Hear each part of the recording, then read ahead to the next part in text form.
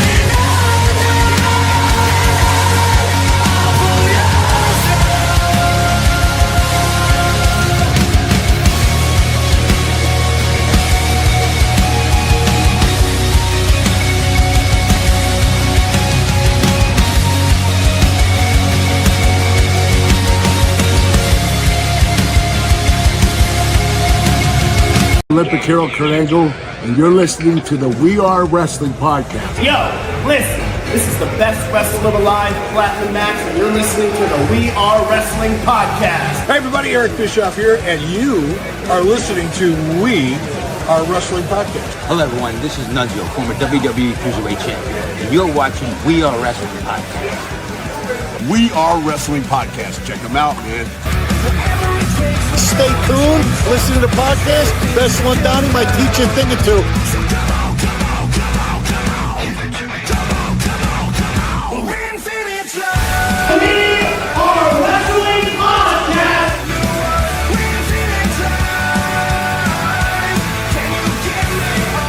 We Are Wrestling.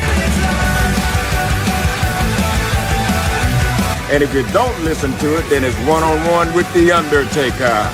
Featuring your host, Best One Dog, Danny Hawkins, Ring Service, and Dan Eddy. We are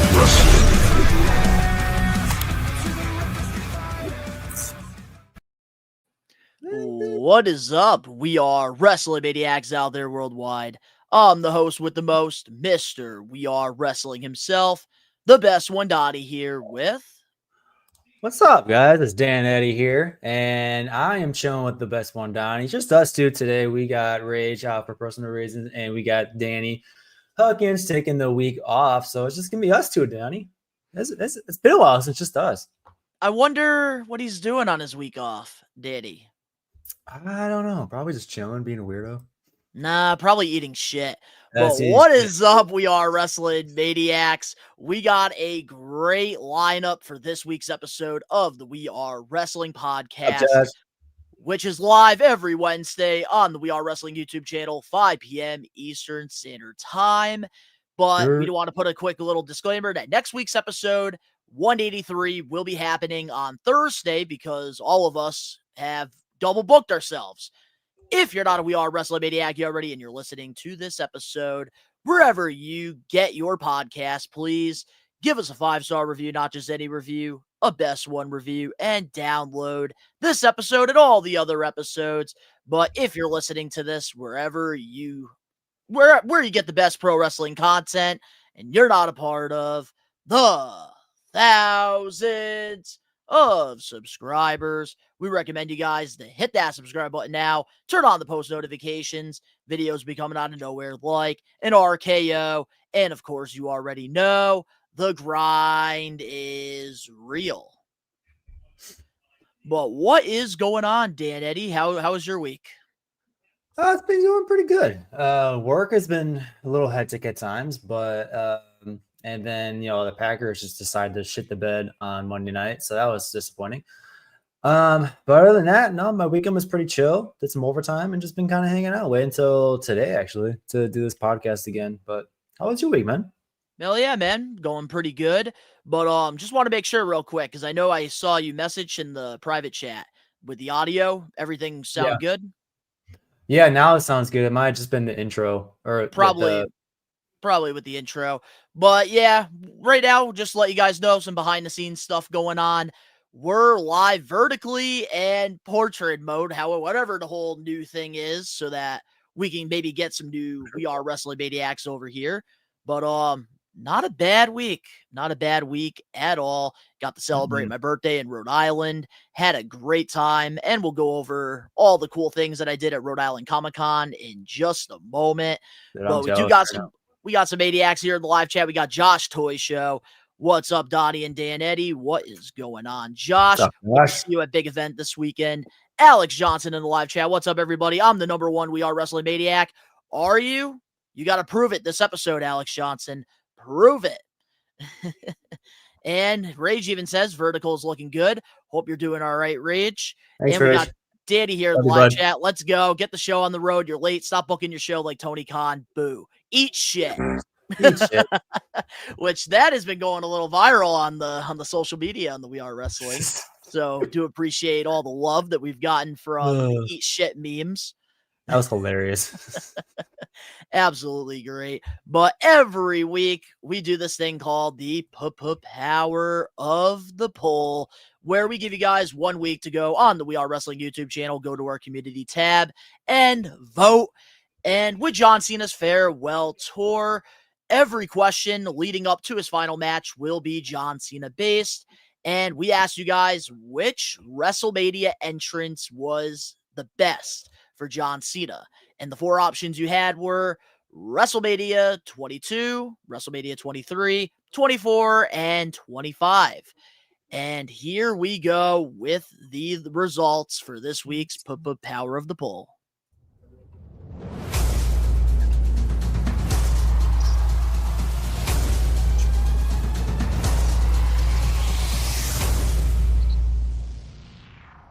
WrestleMania 25 won by a landslide. 63% of you guys love the John Cena clones, while 22% picked WrestleMania 23, him coming out in the car, breaking the glass, while 11% of you guys like the Chicago mobster entrance from 22, and only 4% liked WrestleMania 24. How do we feel about this, Dan Eddy? Do we agree or do we disagree? I agree with the result. I thought maybe the results would be a little more closer together instead of a 63% landslide. But honestly, I enjoyed every single WrestleMania that John Cena was in, and I just wasn't expecting 63%. I feel like you just chose random WrestleManias, by the way, and just went in order. Well, his best entrances were literally 22, 23, 24, and then 25. He didn't really do anything like over the top after 25.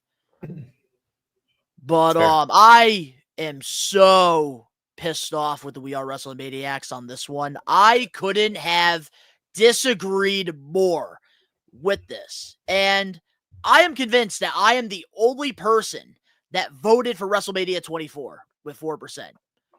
I am convinced I am the only person. There's nobody else that voted for WrestleMania 24. And if you say you did, you're lying. My opinion, WrestleMania 24 has been always my all-time favorite John Cena entrance. Having the football jersey, having the band play his song with the long entrance. Oh, man, one of the greatest entrances, period. The way Hulk Hogan came out on, one of those, strollers with, the ring. Yeah. People would get the chills over that. I got the chills seeing John Cena, the band, playing his song. Sorry, I got the song stuck in my head now. He said Hulk Hogan. But yeah, for me, WrestleMania 24, that's my all-time favorite. But I will say I'm not surprised with WrestleMania 23 being second place, because I actually thought that was going to win this Power of the Poll. That's one I chose. When they got 22%. Or 20 WrestleMania 23. But I could see why people picked WrestleMania 25, because literally you have 100 John Cena clones wearing the same shirt, wearing the same hats, wearing the same wristbands. Mm-hmm. But it's just come on, not by a landslide. Are you kidding me?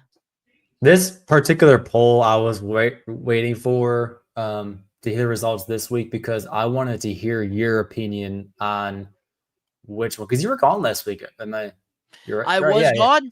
I made a sporadic appearance. Yeah. Told Danny to eat shit. Yeah, I remember that now. So I was waiting to hear your opinion on, well, first of all, how'd you choose these? And second, what was your favorite WrestleMania moment with John Cena? Or best Cena Mania entrance, I should say.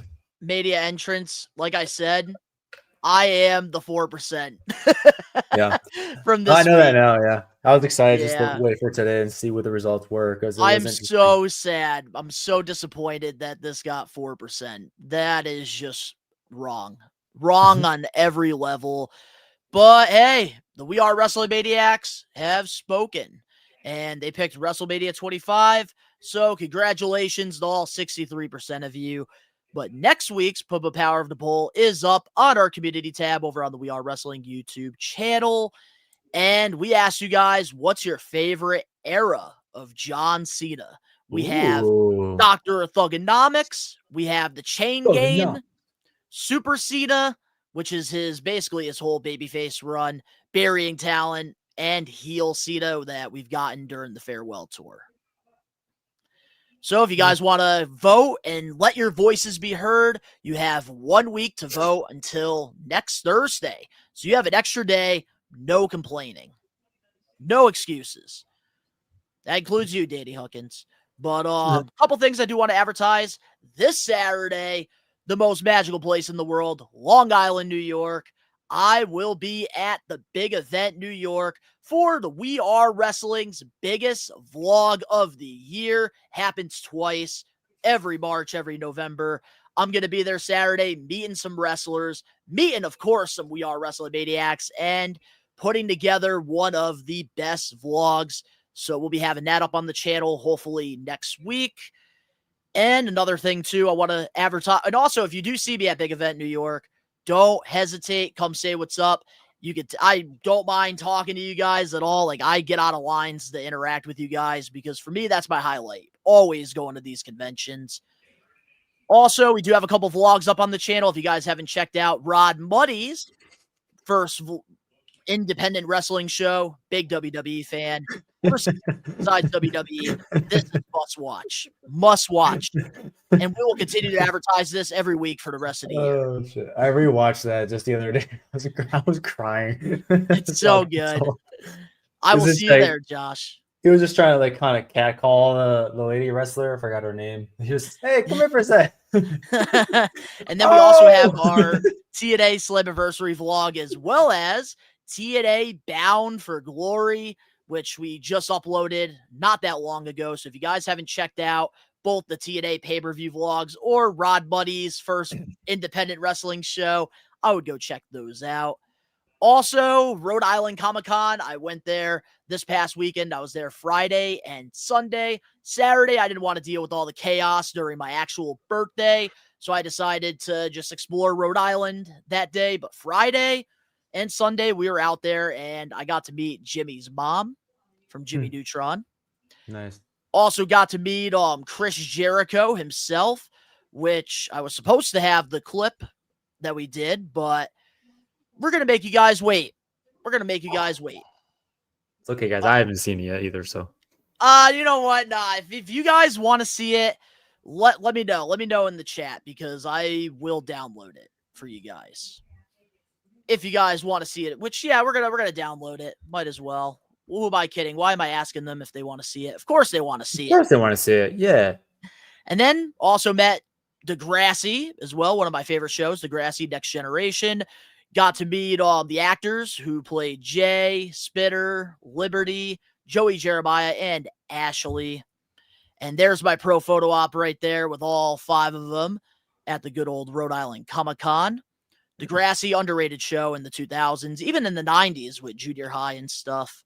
Then also, of course, I love my Nickelodeon, so I got to meet Ned's Declassified School Survivor Guide. Of course, you saw it, Danny. You edited it.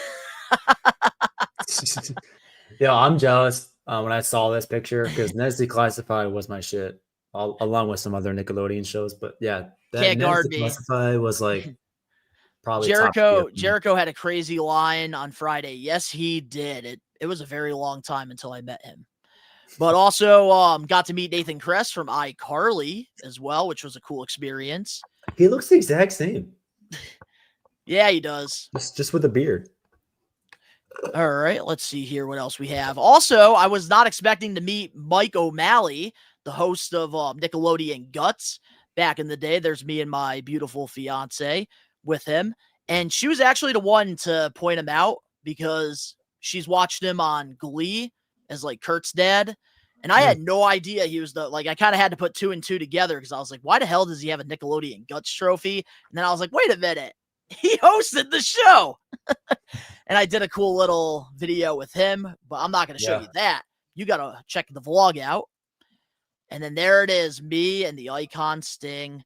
I did get a bunch of signatures done. I was contemplating on doing a photo, but I had to. Look at that goatee that everybody loves. Dude, that is sick. Yeah. Had to meet the Icon Sting. And here it is, the official thumbnail for the Rhode Island Comic-Con vlog that will be up this Friday on the Best One Donnie YouTube channel. My entire haul and the vlog. But don't worry, big event fans, that vlog will be on the We Are Wrestling YouTube channel. It's Sting! Sting on Sunday was crazy. Yes, it was. Were there any other shows there at the Comic-Con? At Rhode Island Comic Con, I know they were doing a lot of like panels as well. I didn't get to check out any of those. But yeah, they had lots of different vendors, lots of actors. I know Cobra Kai, they had some of the people from the final season. Oh, dang. I was actually going to meet Dallas, the kid who played what the hell is his name? Sounds Dallas like was what the hell? He was the younger kid. What was his character name on the show? In Cobra Kai? In Cobra Kai, yes. Oh, but I know his first name was Dallas. He played the dude's little brother. Fuck yeah, what was his name? In the show. Yeah, that's what I'm saying. Like, I'm kind of drawing a blank here. Hold on. Google's being a dick. Oh, wait, what? Why the hell am I downloading this stuff on Drive? Kenny. So I believe it or not, Dan, I was going to meet Kenny when I first got there. That's awesome. And then, of course, I'm right there in line, but then the Rhode Island workers say, all right, you got to go. Because I think he had pro photo ops in the beginning of the day. And then I was like, yeah, I'm not waiting in a crazy line for him. It's not worth it for me. Oh, man, that's awesome, though. Then they had Ed, and Eddy. I think they had the voice actors for them. Dora the Explorer, I know she was there because I was contemplating on her. Yeah, they had quite some names. I swear, I sent this thing over. Why am I not finding it? Ned's was cool, iCarly as well. Donnie, I tried to see you, LOL, but we still got Fan Fest. That's right. I will be at the Fan Fest in May probably. But yeah, man, right now the Jericho thing is downloading as of right now. So once that downloads, I will show you guys the clip here. Unless Daddy, you still have the file and you could just send it to me through email. Probably be a lot quicker doing it that way. Yep, Cross and Scarlet, they were there on Friday as well. Man, it was a great experience. Like, if you guys haven't gone to a Comic-Con before, highly recommend it. I went to one around here not too long ago. It was like probably 2021, something like that. Yeah, it was pretty fun. Oh, it was a lot of over there. Yeah, there's actually a civilization here in Arkansas. It's crazy. It's not just trees and deserts and horses and shit. They had a bunch of tables that were like spread out with different trading cards for like Pokemon, Magic the Gathering, I believe Yu-Gi-Oh, and there were other card games. And there was I can't remember which one it was. It was either a holographic Bulbasaur or a holographic what's the bigger one? The third tier. Not Bulbasaur, Ivysaur. I don't know much about Pokemon. Oh, okay. Well, either way, it was there, and there was a line for it. It might not have been by the Bulbasaur. It might have been different Pokemon. Either way, doesn't matter. There was a line for it just for people to look at it, and I was standing in line because they were all hogging the table. So it was kind of just one thing I remembered. But Comic Cons are a lot of fun, as you can see. They are a lot of fun. But let's get into our wrestling highlight of the week as this Jericho video uploads to the thing. What is got to be your wrestling highlight this week? So I got a little treat for you, Donnie. All right. I had a different highlight in mind, but because it was just going to be me and you, I switched it. My highlight is Jade Cargill's promo from Friday Night SmackDown. Of course it was. You are the biggest Jade Cargill mark I know. Just to piss you off, I chose that because he or she was just like, I'm that bitch. And I'm like, yes, you are. And that's all she needs to say. I wonder where she said that first. Where did she say that first? AEW. I might have missed that. But that just, I think with her being the heel, that's a different way of like Sami Zayn doing open challenges for the U.S. title. That's a different way of saying anybody wants to step up. And she had, I think, one or maybe two backstage promos. Well, now she's clashing against BFAB this Friday because they had a backstage. Oh God, segment. that match better be like a 1-minute squash because Yeah. You think Jade Cargill is bad in the ring? Like, not trying to discredit is- BFAB. I like her as a valet. I liked what she was doing with Hit Row, but she's definitely somebody that also needs more time in the Performance Center. Yeah. So my other highlight She has a was look. She has it. Just has to improve in the ring. my other highlight was Chelsea Green winning the U.S. title, and I hope that they continue Appreciate you, with her and Julia, because they just squashed Julia. Like they didn't give her that much of a title reign. Oh, we're gonna talk about it in our TV recap. But anyway, I do have the video. I finally got the video, so here we go. Let's see how quick. All right, Chris Jericho here at the Rhode Island Comic-Con with Donnie. Oh, crap. What the hell is happening? There we go. It's showing. All right, here we go, guys. Jericho and I do want to like talk about this real quick before I show you this video. Shoot. So my meet and greet with Jericho was a 10 out of 10. Fantastic. And I met thousands of wrestlers throughout my fandom. And one thing I noticed about Jericho was he was really taking that extra time, having that one-on-one interaction with the fan. And at one point, he stopped signing and he walked because he had a crazy line going all the way like back. And Jericho pretty much stopped and said to all the fans, I just want you guys to know I'm going to meet all of you. I'm going to give you that one-on-one interaction with me and you're not going to miss out. Like, I want to have this experience with you as well. And I don't want to just sign things, take a quick picture next. And I've never seen that before out of anybody I've met. So I do want to give a shout out to Jericho. Told him that he's one of the many reasons why I started a wrestling podcast, why I started a wrestling YouTube channel, and then he actually took the time. He wanted to know a little bit more about our show, told him about the Getting Put Over segment, which he loves, by the way. Loves that we recognize like some of the underrated talent that we do. Like I was telling him a few weeks back, we put over Spike Dudley. So he got a kind of a kick out of that. And man, he couldn't have been nicer. Took a picture with him and then he took my phone and made this video. So here it is. Whoop. What the hell is going on? Why am I botching you? We want to see Jericho. There we go. All right, Chris Jericho here at the Rhode Island Comic-Con with Donnie, and we're going to listen to and watch We Are Wrestling tonight. We Are Wrestling podcast. I'm going to listen to it. I'm going to watch it. So we in the royal sense. So we'll see you on We Are Wrestling and look for this guy. That's right. Grind is real. Jericho is awesome. He was great. We got Nate the L in the live chat. What's going on? We got Dan in the chat. What is going on? So many Dans. So many Dans.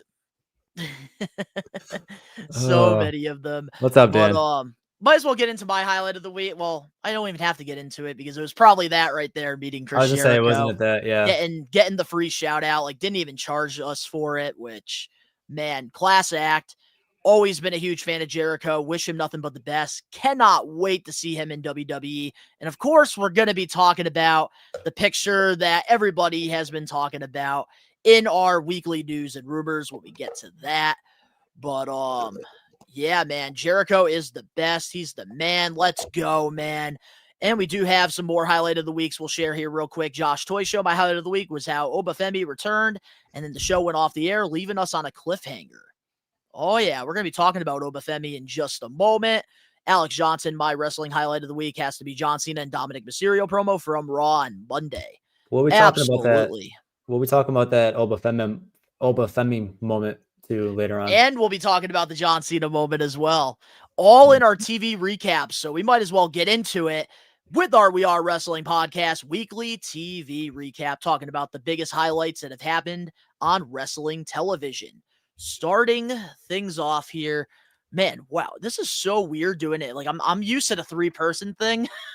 I know, right? Dude, I am all over the place right now. This is what happens when I take a week off. There's no kind of buffer person that kept talking while you're doing something else, you know.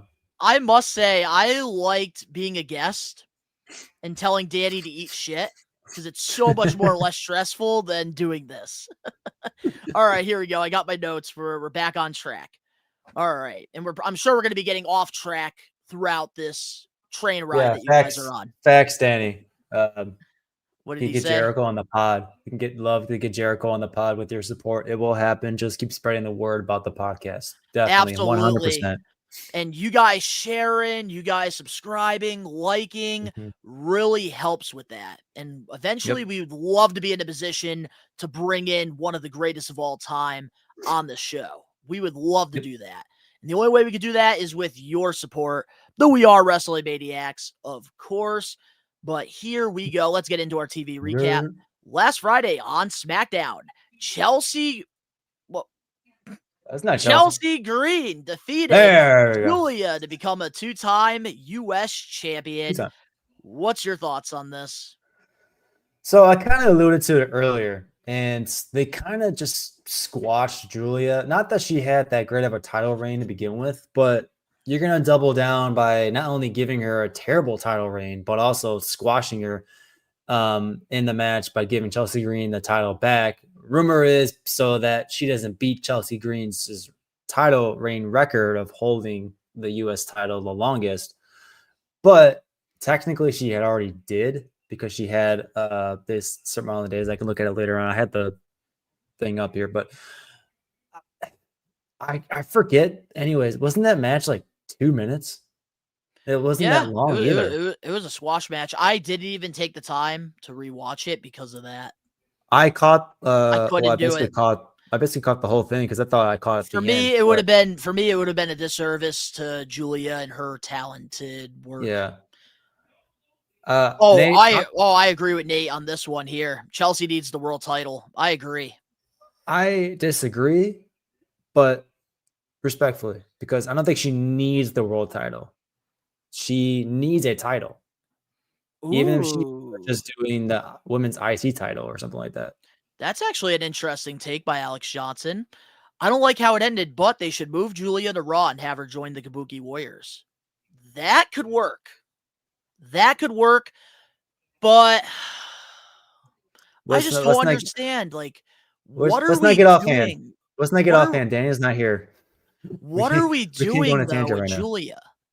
That's what I was about to allude to. This, but that's why I was saying, like, I was pissed about it, because now where does she go from here? I was about to say that I hope they continue the story between them, have a feud between Julia and Chelsea Green. Nope, I don't want that.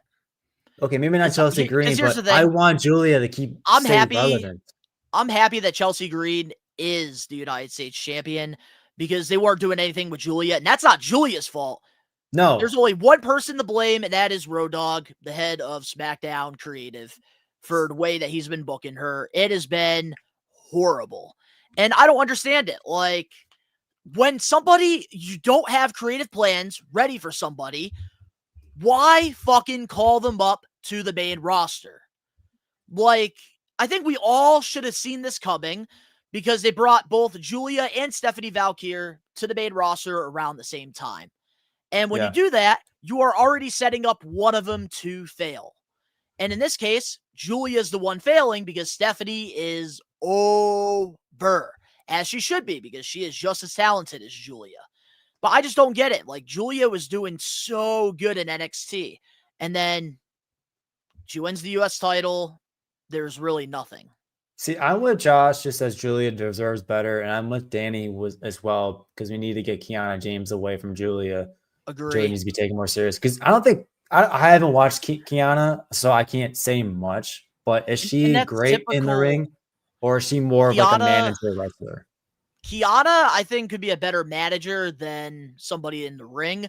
I think she could benefit from maybe getting a tag team partner and being in the tag division. I feel like that's where she could strive. I don't really see her being. They have plenty of talented women in the Performance Center who they could pair her up with and make a team. Does she have any friends back in NXT that they can call up? I think she was working with Fallon Henry back then. I think they were teaming back then. Could be wrong, because I didn't really watch NXT around that time. Yeah. But I don't know what it is. Like, with Julia, I think it's just one of those situations. She's fantastic. Yeah. But I think what they should do bring her back to NXT until you have a plan for her and you're going to actually build her like a main event star that she is. She needs to stay relevant. That's all I'm saying. Whether it is back in NXT or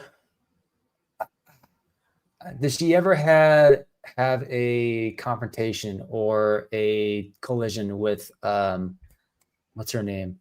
That's champion now from Halloween. Tatum Proxley.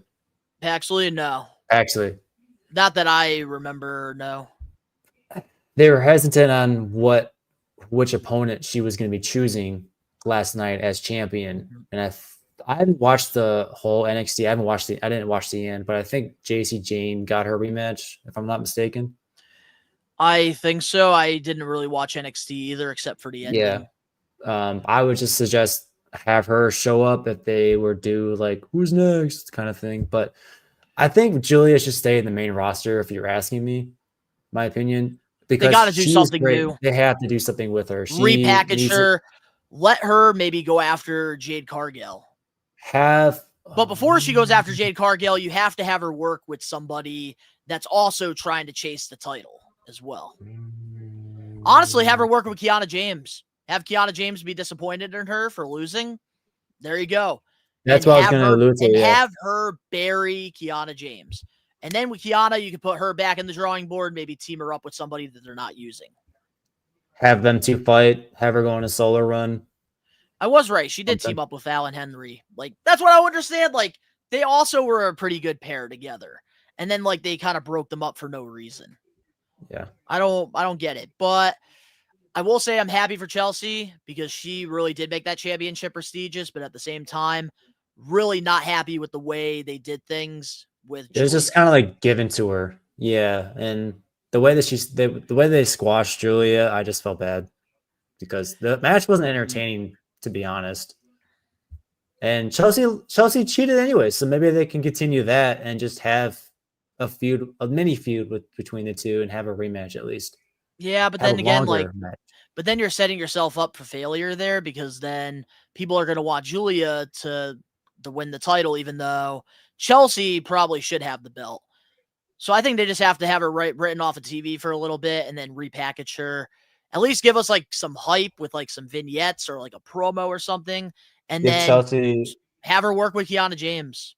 Give Chelsea a little title run and then have what's her name, Julia, show up randomly during a match. Have her return. No, I would have Julia, like when she comes back, Kiana James is disappointed in her. Maybe find somebody else to work with. Yeah. And then there you go. You could have a feud there. Julia could be a baby face, but with the attitude that she has. But let's move on now to our next TV recap. And, oh, man. Speaking of SmackDown and NXT, we got a call-up.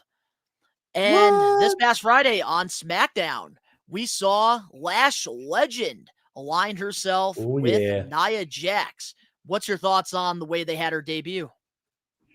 So, them two together, I wanted to say, first of all, is sort of like her and Tamina back in the day. The two big powerhouse women that can probably take over the entire division, if we're not mistaken. Like, if they, like, kind of book it that way, they could take over, like, any duo. They squashed, they can squash Stephanie. Wow. Why am I blanking right now? Alexa Bliss and Charlotte Flair already, and then easily could take out the Kabuki Warriors. And I like this idea that they not only brought it up to the main roster, but what they can do with them too. It makes me sort of tolerate Nia Jax again, because at this point, Nia Jax is here to like help put over other talent over. At this point, she's done it all. She was in the men's Royal Rumble years back. With her and Last Legend needed to get out of NXT because there wasn't much booking for her. Exactly. She's ready. There wasn't much going for her in terms of the NXT booking. There was a great debut. I think it's just the beginning of what they could possibly do. The Kabuki Warriors won the tag team titles Friday, or was it Monday? No, Monday. Monday? Yeah. they can easily just go to Raw and be like, "Hey, we want to challenge you for the titles," and they can make them relevant again. So I like that duo. And as much as I love Tamina back in the day, I'm excited to see what they're going to do with Lash Legend. Yeah, so I do see here some comments I do want to read real quick, and then I'll share my thoughts. Alex Johnson, it doesn't make sense because they were just feuding with each other on NXT not too long ago. Good debut, horrible creative decision having Lash be under the learning tree of Nia. I disagree with that, and I want to share my thoughts on this. I think that they're actually doing something right with a call-up for once. It's not one of those call-ups where like they call up like 5 or 6 people all at the same time, and then 1 or 2 of them strive while all the others are just lost in the woods. Lash Legend being paired up with Nia, I think this is absolutely brilliant because this is a good way for her to become an established superstar on the main roster by being on television with an established star already in Nia Jax. Mm-hmm. We have been complaining for months now about Nia Jax going against Tiffany Stratton over and over and over and over and over again for the championship. And this is something new. Nia needs a break from going after a singles title. And I think her working with Lash Legend, this is a step in the right direction. I could see them winning tag titles. And then eventually you could build Lash Legend up as a top babyface when Nia Jax turns on her eventually due to jealousy of popularity. She's 28 years old. There's plenty of time to do it's the oldest anything. Here's really. the thing. It's the oldest trick in the book. That is how you get somebody over. Yep. That's how you do it. And that's the thing. That's the way to do it, because having her on TV consistently with Nia Jax is only going to get her established with the fans. And then eventually the fans are going to get invested in Lash Legend because she is very talented. And then what's going to happen? Nia Jax is going to get jealous, turn on her, and then at the end, put her over.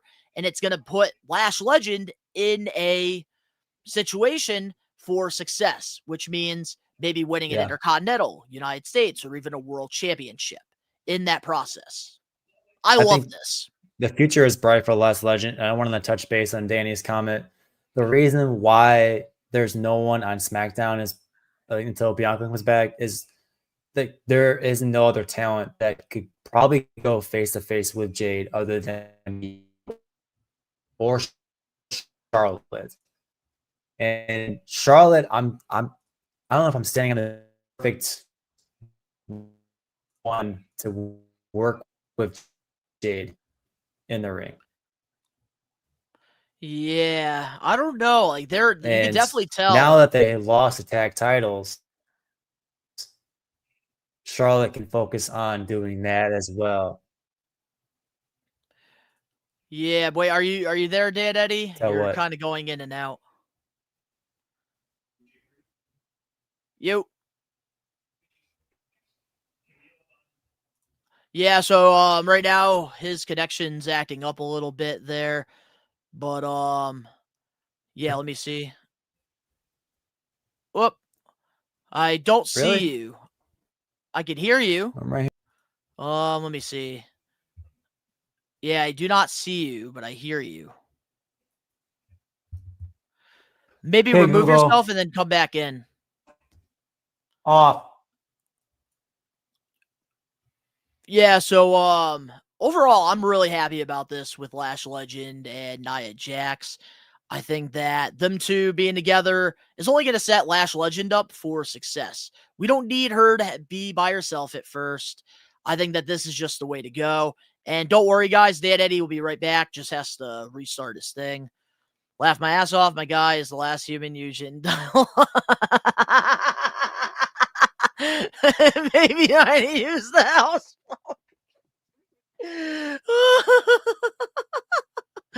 Oh, man. Arkansas. Oh, man. But yeah, I don't know. I'm happy about this. I think this is good for Lash Legend. This is good. All right, Dan Eddy's back. Let's see if he got his dial-up internet back up. There you are. You're better now. Dial up internet. You're a dick. I'm back. Excited for How Bloody do I Guts sound? tonight. How do I Me look? too. You look good. You sound good. Sweet. I don't know what I was talking about, but I was just kind of talking about. Yeah, we are. I think we got that covered with Nia Jackson, Lash Legend. You and I both agree it's a good move. Yeah. All right, let's now talk about everybody's highlight of the week this week. Oh boy. This past Monday on Raw in Boston. So sad I didn't go. John Cena defeated Dirty Dom to win the Intercontinental Championship, making him an official Grand Slam champion in the WWE. What's your thoughts on this? So I saw this picture earlier, and I wanted to mention that Danny put it in the chat too as well. I wanted to say back in 2009, John Cena was the World Heavyweight Champion, and CM Punk was the IC Champion.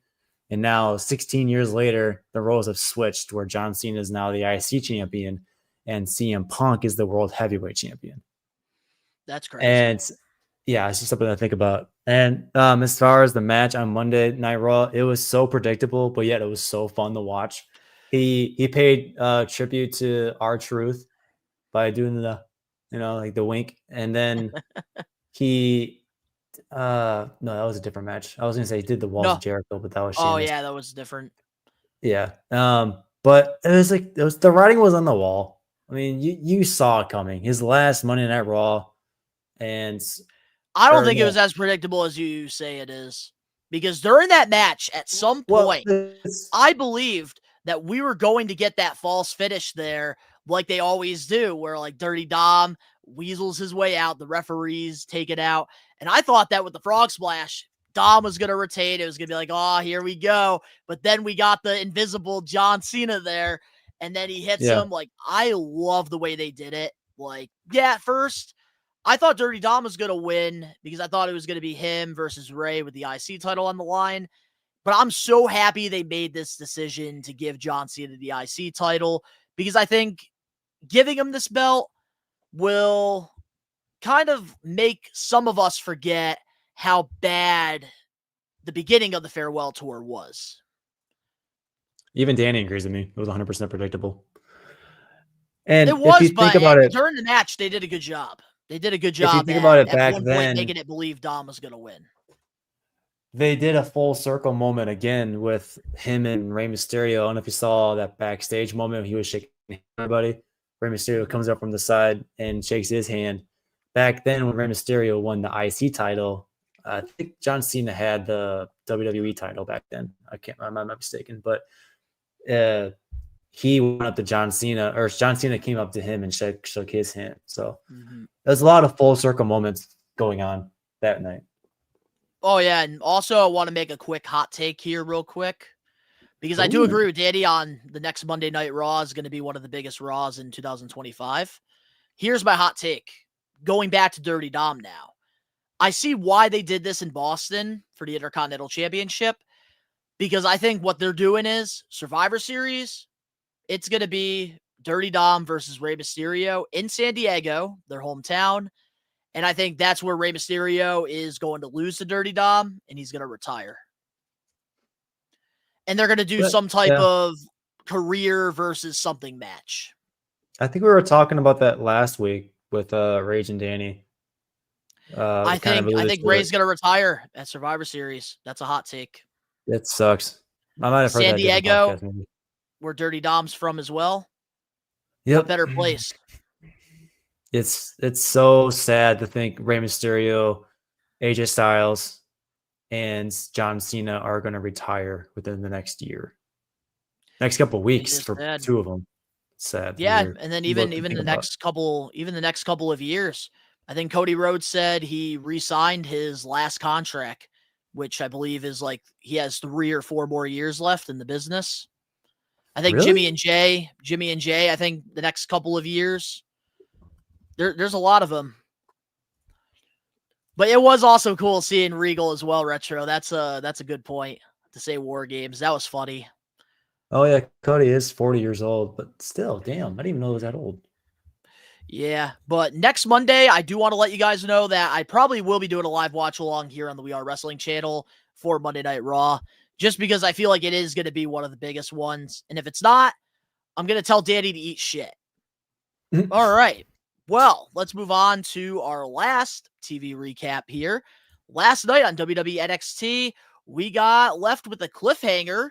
Ricky Saints retained his championship against Trick Williams and comes out Obafemi to close off the show with a cliffhanger. Didn't say anything at all. Just left it as this. Barely saw him.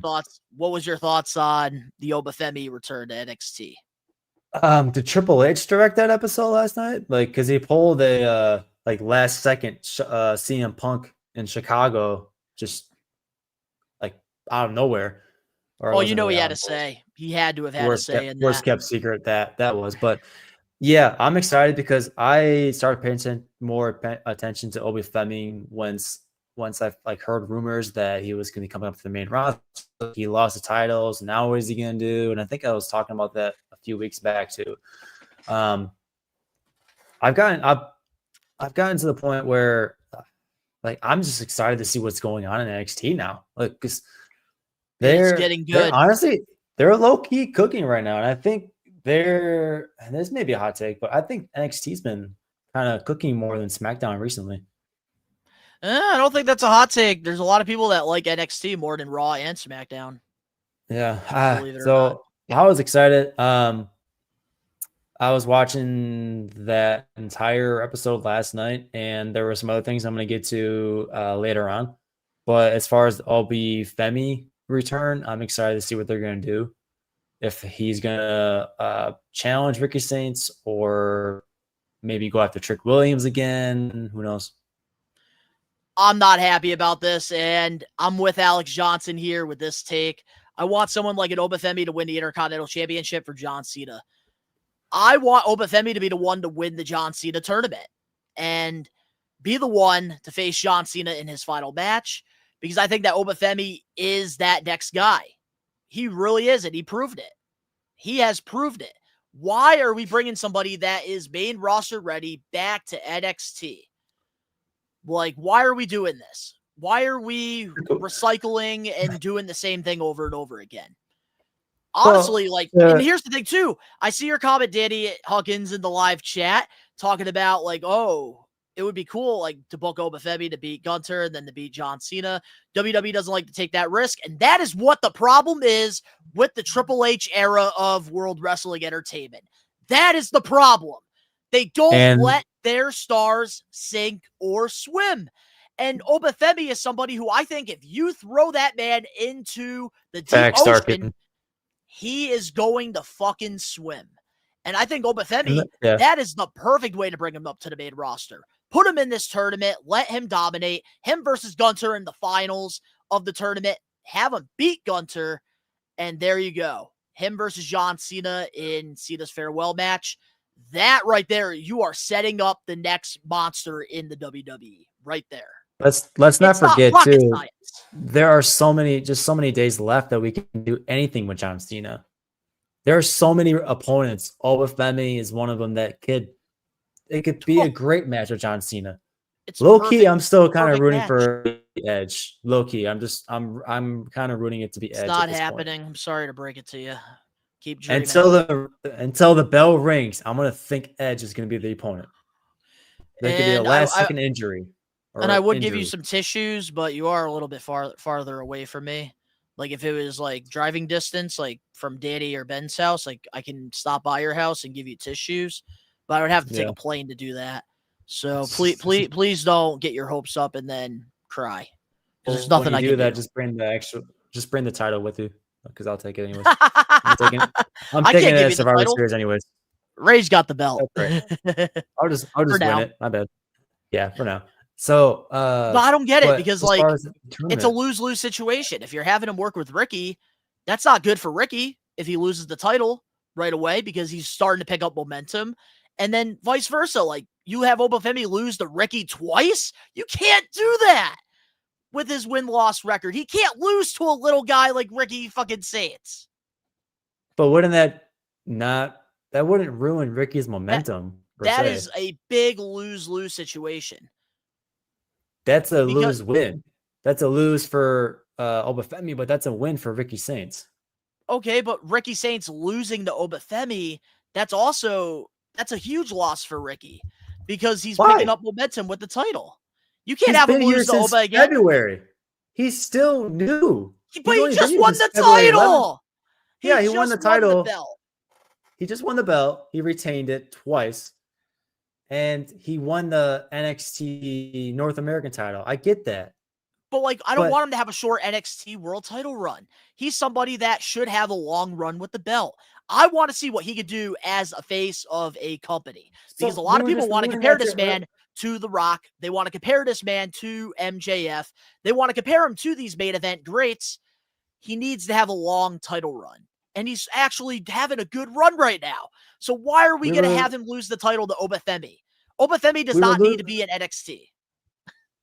Earlier, he does not need to be about having Nia Jax put people over. Obafemi can put Ricky Saints over before they put Obafemi to the main roster. No. Nia Jax has had her time, Dan. She's won championship. She's wrestled WrestleManias. Oba has not done that yet. If anything, people need to be putting Oba over. That's why Oba needs to go to the main roster because NXT, he's too good. So would you rather have him fight with Trick Williams then? No! Main roster. Put him in the Last Time Is Now tournament. Him and Gunter in the finals. Have him beat Gunter. Have him beat John Cena in his final match. I hate to say it, Donnie, but he's still in NXT at this point. What are they going to do besides tournament? I don't know. I'm not in charge of creative, but I'm just saying he's still in NXT just not to disappoint you or anything. But if Obafemi wins the NXT title, he's staying on NXT. He's main roster ready. I think there's not one person. Main roster ready. I agree with you. He is main roster ready. I agree he's main roster ready. Yeah, I agree with that. The problem is there's just so many feuds and storylines. Where is he going to fit in besides the tournament? The tournament is such a perfect way to bring him up. Because John Cena, I want to make this is a great point by We Are Wrestling member Angelo. I want to share this. Angelo says, the way Cena keeps talking, he is basically saying he wants to put someone over on his way out. But Gunter is already over. He retired Oberg and has been champion 70% of the time. That's why I agree Gunter should not be the last opponent. It should be Obafemi. This would set Obafemi up for massive success, and you could even have the Intercontinental title on the line. And then imagine that. Obafemi gets close to beating Gunter's record as IC champion. There you go. Gunter and Obafemi feuding at some point with the IC belt involved. The story, it's not rocket science. It's not rocket science. Slower than a slow cooker cooking. And booking and creative. Wait, hold on, Tyrus. We do have a different opinion. I disagree making the IC title a bucket list prop just for the sake of it. So expect Cena dropping the title to a new Ruthless Aggression moment. No, because that would make Obafemi a star by having him do. LA Knight also has a mystery opponent too. That title prestigious. Yeah. Oh, Javon versus Gunter is gonna cook. I think we all can agree on that. Oh yeah. But we'll have to wait and see what happens here. Maybe this is a one-off. Maybe they're doing this to try to see if we'll speak out and maybe they'll bring him up to the main roster. We're just gonna have to wait and see what happens, but I don't like it. I think he's ready. He's been ready. And I'm not disagreeing with you there. That's the thing. He's somebody that I seriously think, just like Braun Breaker, could literally be the face of WWE. They could be building the company around this man. That's why I feel so passionate about my opinion. I wanted to point out too that Trick Williams has been main roster ready for years, but for some reason he's sticking into NXT. I will say this: he is main roster ready, but one of the things which he has improved a lot this year, especially with the TNA partnership, the in-ring work has been always one of his. He's good, but he's not great. But I do agree with you. He is main roster ready. I'm on the I'm a Trick Williams fan. I know there's people. I'm just playing devil's advocate. Beating Cena didn't work for Theory. Okay, but that was around the time when they didn't even know who was fucking running creative. Come on, Eric. Come on. They didn't even know what Austin Theory was capable of, too. And I'm telling you, if you throw wrestlers into the deep end, some of them will sink, of course, but there will be other people that will swim, and it will benefit the WWE for the next 10 years. But you got to take that risk. You have to. And I think that's one of the biggest problems that Triple H has with his creative. But that's another topic for another day. But now, we can go on for hours with that. But let's get into the We Are Wrestling weekly news and rumors. And starting things off, let's talk about the picture.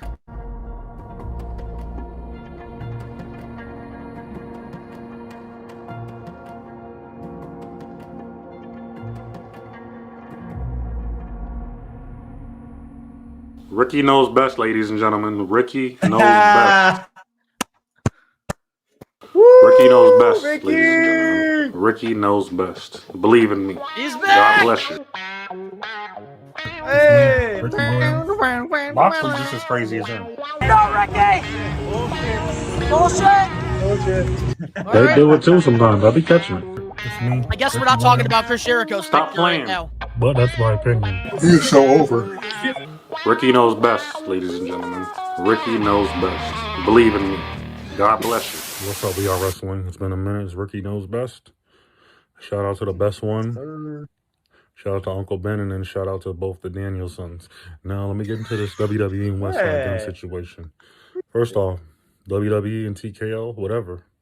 Whoever's the reason, Triple H, Nick Khan, whoever's the reason at this point, WWE, y'all just being petty at this point, extremely to the max.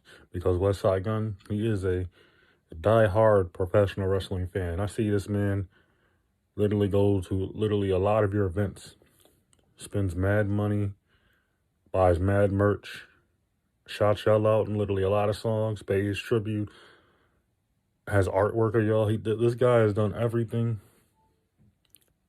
in professional, like as a fan in the professional wrestling, and has brought it to the hip-hop side. A lot of wrestling fans on the hip-hop side, like a lot of them, they watch wrestling because of West Side Gun and his music. Just like Wu-Tang with the karate stuff back in the days. West Side Gun has brought that same energy, but to professional wrestling and his music. And then he gets kicked out of Monday Night Raw 3 minutes into the show in his own city for reasons unknown and stupid. Why would WWE at this point is petty, and I lost a lot of respect for WWE in his own city. And a cease and desist. In my opinion, the cease and desist doesn't make no type of sense whatsoever. It's petty. Like I said, it's just plain stupid. WWE lost mad points for me. I lost a lot of respect for WWE after this, man. Because I'm a hip-hop head and a wrestling head. But I'm really hip-hop first. Especially in this type of situation. Because if hip-hop is getting paid homage and West Side Gun has been shown respect, that's the little kid in him. And he's bringing it now into his music. But now, y'all suing him. Y'all trying to do legal fees, cease and desist. Overpaying homage. Literally, some of the dumbest stuff in the world WWE can do. Whoever defends WWE, I'm not hearing it. Like, I don't care what none of y'all say. I'm blocking y'all on sight. Because y'all don't know the true meaning of actually being a fan, spending thousands, not even thousands, probably millions of dollars supporting your product. And some people might call it free promo. I get it somewhat. I get it. I understand it. But it's petty at the end of the day. Hip-hop has always shown respect to professional wrestling. Hip-hop and wrestling are literally two sides of the same coins. Wrestling fans completely that don't listen to hip-hop would never understand it because they're just going to be like, oh, we're going to defend WWE. Oh, it's their thing. Like, y'all don't understand the true meaning of respect. And now, a lot of wrestling fans, a lot of hip-hop fans are going to stop messing with wrestling offense alone. In WWE, y'all took a L. Y'all got one more strike on me. If something like this ever happens again, it's a wrap for y'all, for me, WWE. And y'all mad at Westside Gun low key because he goes to other events, TNA events, AEW events. This man goes to literally a lot of wrestling events, and he has his own wrestling company called Fourth Row Wrestling, by the way. Go to watch it. It's very beautiful. But yeah, WWE, I got one more chance. I mean, y'all petty. I'm team hip hop first over wrestling. I am a wrestling head, don't get it twisted. But I am team hip hop until I'm gone. But that's my opinion on it. It's really stupid and it made me mad. But let me know what y'all think. Peace. Welcome back, Ricky Knows Best. Wow. Woo. Damn. Shout out, Ricky. Wasn't that nice surprise? That's cool. I was not expecting him to actually talk about that. Like, putting my producer hat on. Like, I just told him to make a video about something wrestling related because we miss him on the We Are Wrestling pod. And I didn't even have this on the weekly news and rumors. So let's talk about it. I heard nothing about it. I was kind of looking it up while he was talking, and yeah, I didn't know. I didn't hear about it until now. It sucks.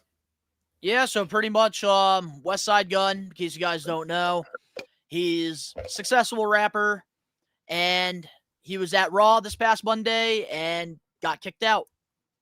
Or his last Monday, I don't even remember really. But not surprised Ricky's return is something that's hip-hop wrestling related. But honestly, I'm not surprised by this if he does do work for AEW, because you have to realize, like, if you're not WWE for life, if you're not TKO supporter, you're not a Triple H supporter, then of course, like, they're not going to want you there. But it is also stupid on WWE's part. But it's also stupid on WWE's part because it's not like West Side Gun has an AEW contract. Like, yeah, he does a couple of the guys' theme songs. He goes to some of the shows. But, like, making them choose one or the other, that's just bullshit tribalism that I can't stand. So, honestly, I'm with Ricky on this one. I don't think he's wrong. So, it was Albany, New York. I found a picture. It was Buffalo, actually. Buffalo, yeah. Being escorted out of WWE Raw at KeyBank Center in Buffalo, but that was back in March. So this must have happened either more than once, or I'm looking at the wrong picture. And then the article here was dated for November 10th. Recent. Yeah, it was recent. That I do know. But, okay, so maybe this happened more than once then. But yeah, that's apparently he spent $5,000 for a seat at a Monday Night Raw showing, and then he gets kicked out. This was 2 days ago. So wait a minute, Angelo, you should ask him about the Jericho situation and if he wants him back or not. Oh, there's a thing that happened with Jericho and West Side Gun in like AEW or something when Jericho was there. If so, Angelo, let us know what it was. But Eric saying definitely wrong. They had to have a reason. What was it? I don't know, man. I don't know what the reason was. I really didn't look too much into this. He does have ties in the AEW, so maybe that's why. But a lot of people have ties in the AEW now these days. Yeah, but I feel like we need more information on this. But I will say the thing that I'm shocked about is WWE still has one more strike with Ricky. I thought by now they already struck out a long time ago, but I guess not. I guess they have one more strike until he's ready to snap. But welcome back, Ricky Knows Best. Loved it. Oh man, I hope this is every week. I hope we get Ricky Knows Best every week. Let your voices be heard. We are Wrestling Maniacs. Let your voices be heard.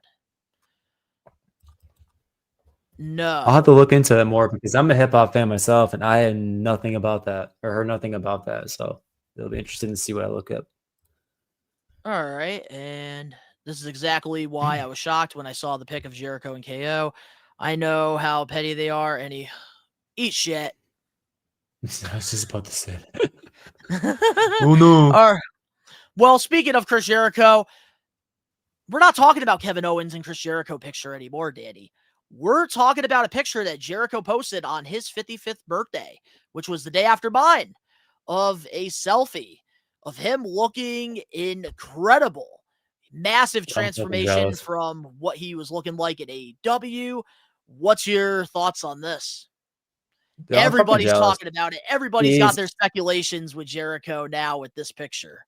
Him coming back. He needs to have like a bodybuilding battle between him and who plays Wolverine. Although I'm not a DC Marvel guy, I can't tell you. Fuck. Why am I brain farting right now? Anyways, I was just kind of referring to the Deadpool movie. Chris Jericho is WWE ready. Looks just like he never left, to be quite honest. And then I don't know, like the way he posted it too. I mean, yeah, it was for his birthday, but the timely manner on it, it was kind of interesting. Hugh Jackman, thank you. Yes, Hugh Jackman. He plays Wolverine. Yeah, they need to have a battle between. Wow, I'm such a fucking idiot. I know Hugh Jackman. I'm a nerd, so they just immediately thought that. But as far as the picture goes, I am excited because it really does look like he never left WWE. Yeah, he did title reigns and did everything he could at AEW. To be quite honest, he kind of helped build it along with Cody. Like once Cody left, it was like Chris Jericho's show, and he was one of the bigger names there. So once his contract is out, he's gonna walk in back in the WWE like, hey, I'm back. What's up? And the pop is gonna be huge. But first of all, happy birthday, Chris Jericho. Happy belated birthday. If you're all watching this podcast, I wanted to say shout out and hope to see you back. Where's my happy belated birthday? I sent it to you in the chat. Plus, I wish you a birthday on Facebook. But it's too belated now. It's too belated now. It's just like, yeah, okay, cool. Birthday was last month. Oh, happy belated last month birthday. But I'm excited. This is something to be hopeful for. And when I saw that video when you were with him, it just shows what the kind of guy he is. So it's interesting to see what plays out. Timing is everything, and this all makes sense. Jericho has had a successful 30-year career in professional wrestling, one of the greatest of all time, especially reinventing himself time after time. And that's how you stay relevant in this business. And man, Chris Jericho looks incredible. He is definitely in WWE shape. And I want to point out something that Rage said in the live chat, not in the live chat, in our group messages that are private. And I'm going to give him all the credit here because he's the one that made this take before we actually went live. He thinks Chris Jericho is going to return at Survivor Series because we have gotten returns every year for the past few years. I could see it being Survivor Series possibly. Like, I could see it happening. But, man, Jericho, I can't wait to see what they do because I feel like he is going to have the perfect ending to such a successful career. And he looks great. Facts. I can see that doing. And that's the thing I'm seeing. And I'm also seeing AEW fans pissed off about the comments he's making about TNA, like drawing a house and looking like a legitimate number 2 promotion. And it's like AEW fans need to just move on.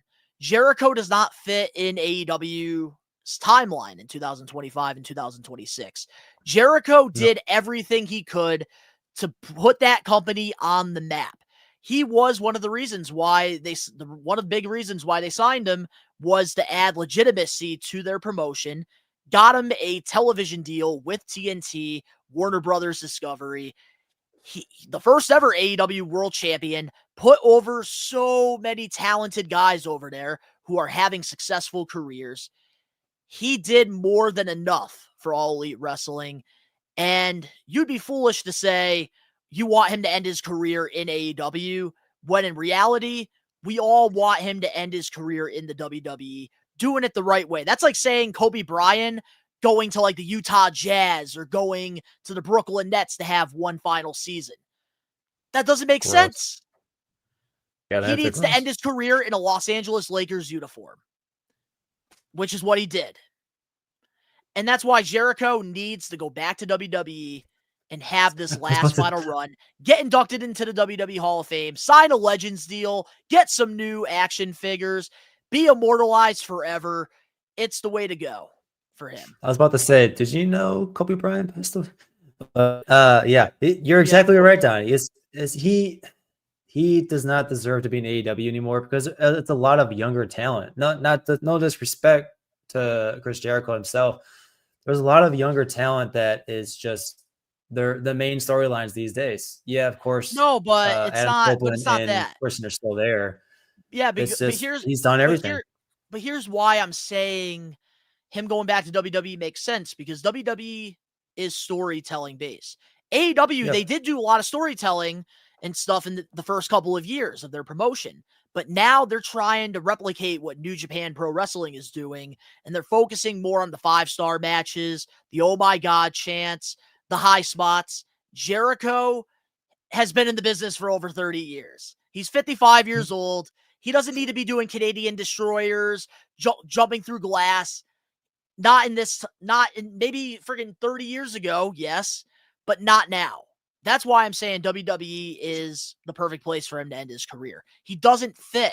Like, the Learning Tree stuff wasn't even that good towards the end of his career because AEW was going into a new program. They were doing something new, focusing more on the in-ring stuff than the entertainment side of it. Honestly, even if he just goes, you just made the list once a week for the next 52 weeks, I'll be happy. Me too. Because even if he just does a manager role, that'd be a great. I mean, obviously he's not going to just be a manager, but I'm saying, like, just having him back in WWE, it's where he belongs. It's time. His contract is over. It's due time. Cena will be gone. There's not much talent that he can work with again left. But there's a lot of talent and that's also to another thing.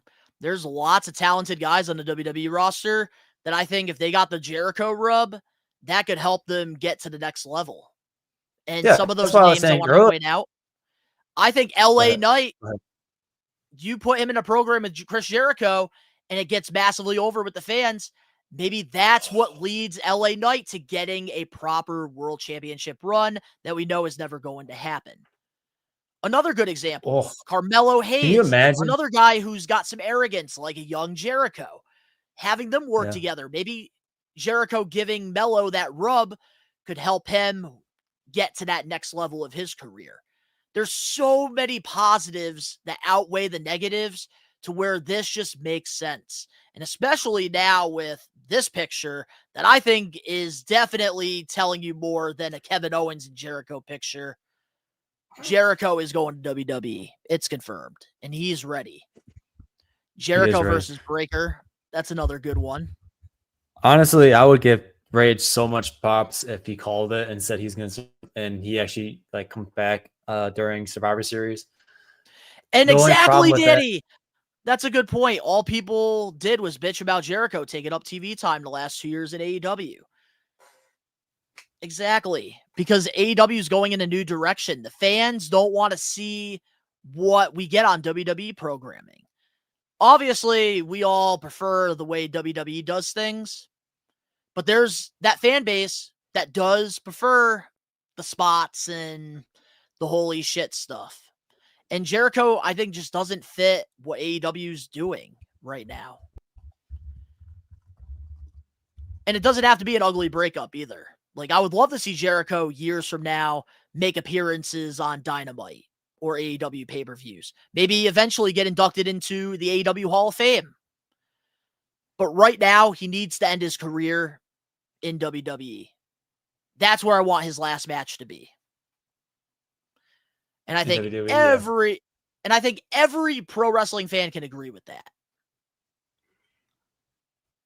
Chris Jericho versus Penta? I don't really like that matchup. As much as I love Penta, I don't know. Maybe I not love right Penta away. too. But some people, I don't know. There's some people that work, some people that don't. Yeah, I think they both have different wrestling styles. be quite honest. Ooh, like they would have Jericho return, either go back to the Learning Tree or the Callis family. Exactly. And it just, like, Jericho's a star. And that's like one of the things, and this is the last thing I'm going to say about this. During his final run in AEW the last couple of years, that's what I complained about.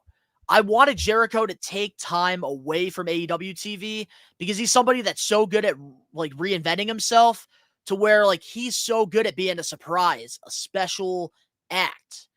And like having him on TV every week over and over and over and over and over and over again, doing the same thing over and over and over again, it gets old. And that's why we need him to go back to WWE. Because that one final run, you know he's going to do something special when he comes back.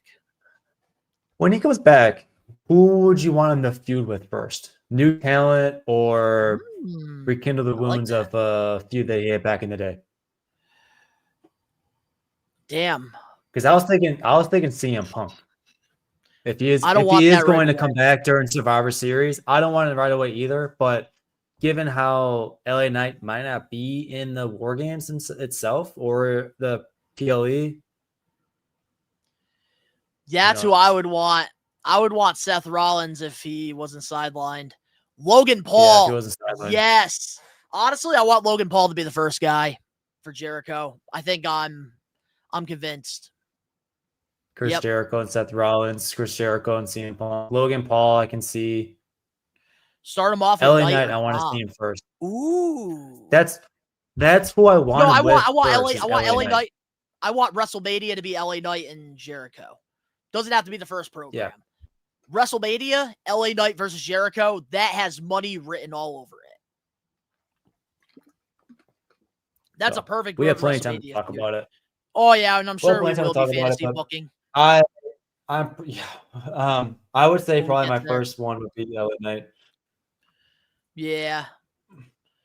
But all right, let's move on now to Ridge Holland's life update, part 3.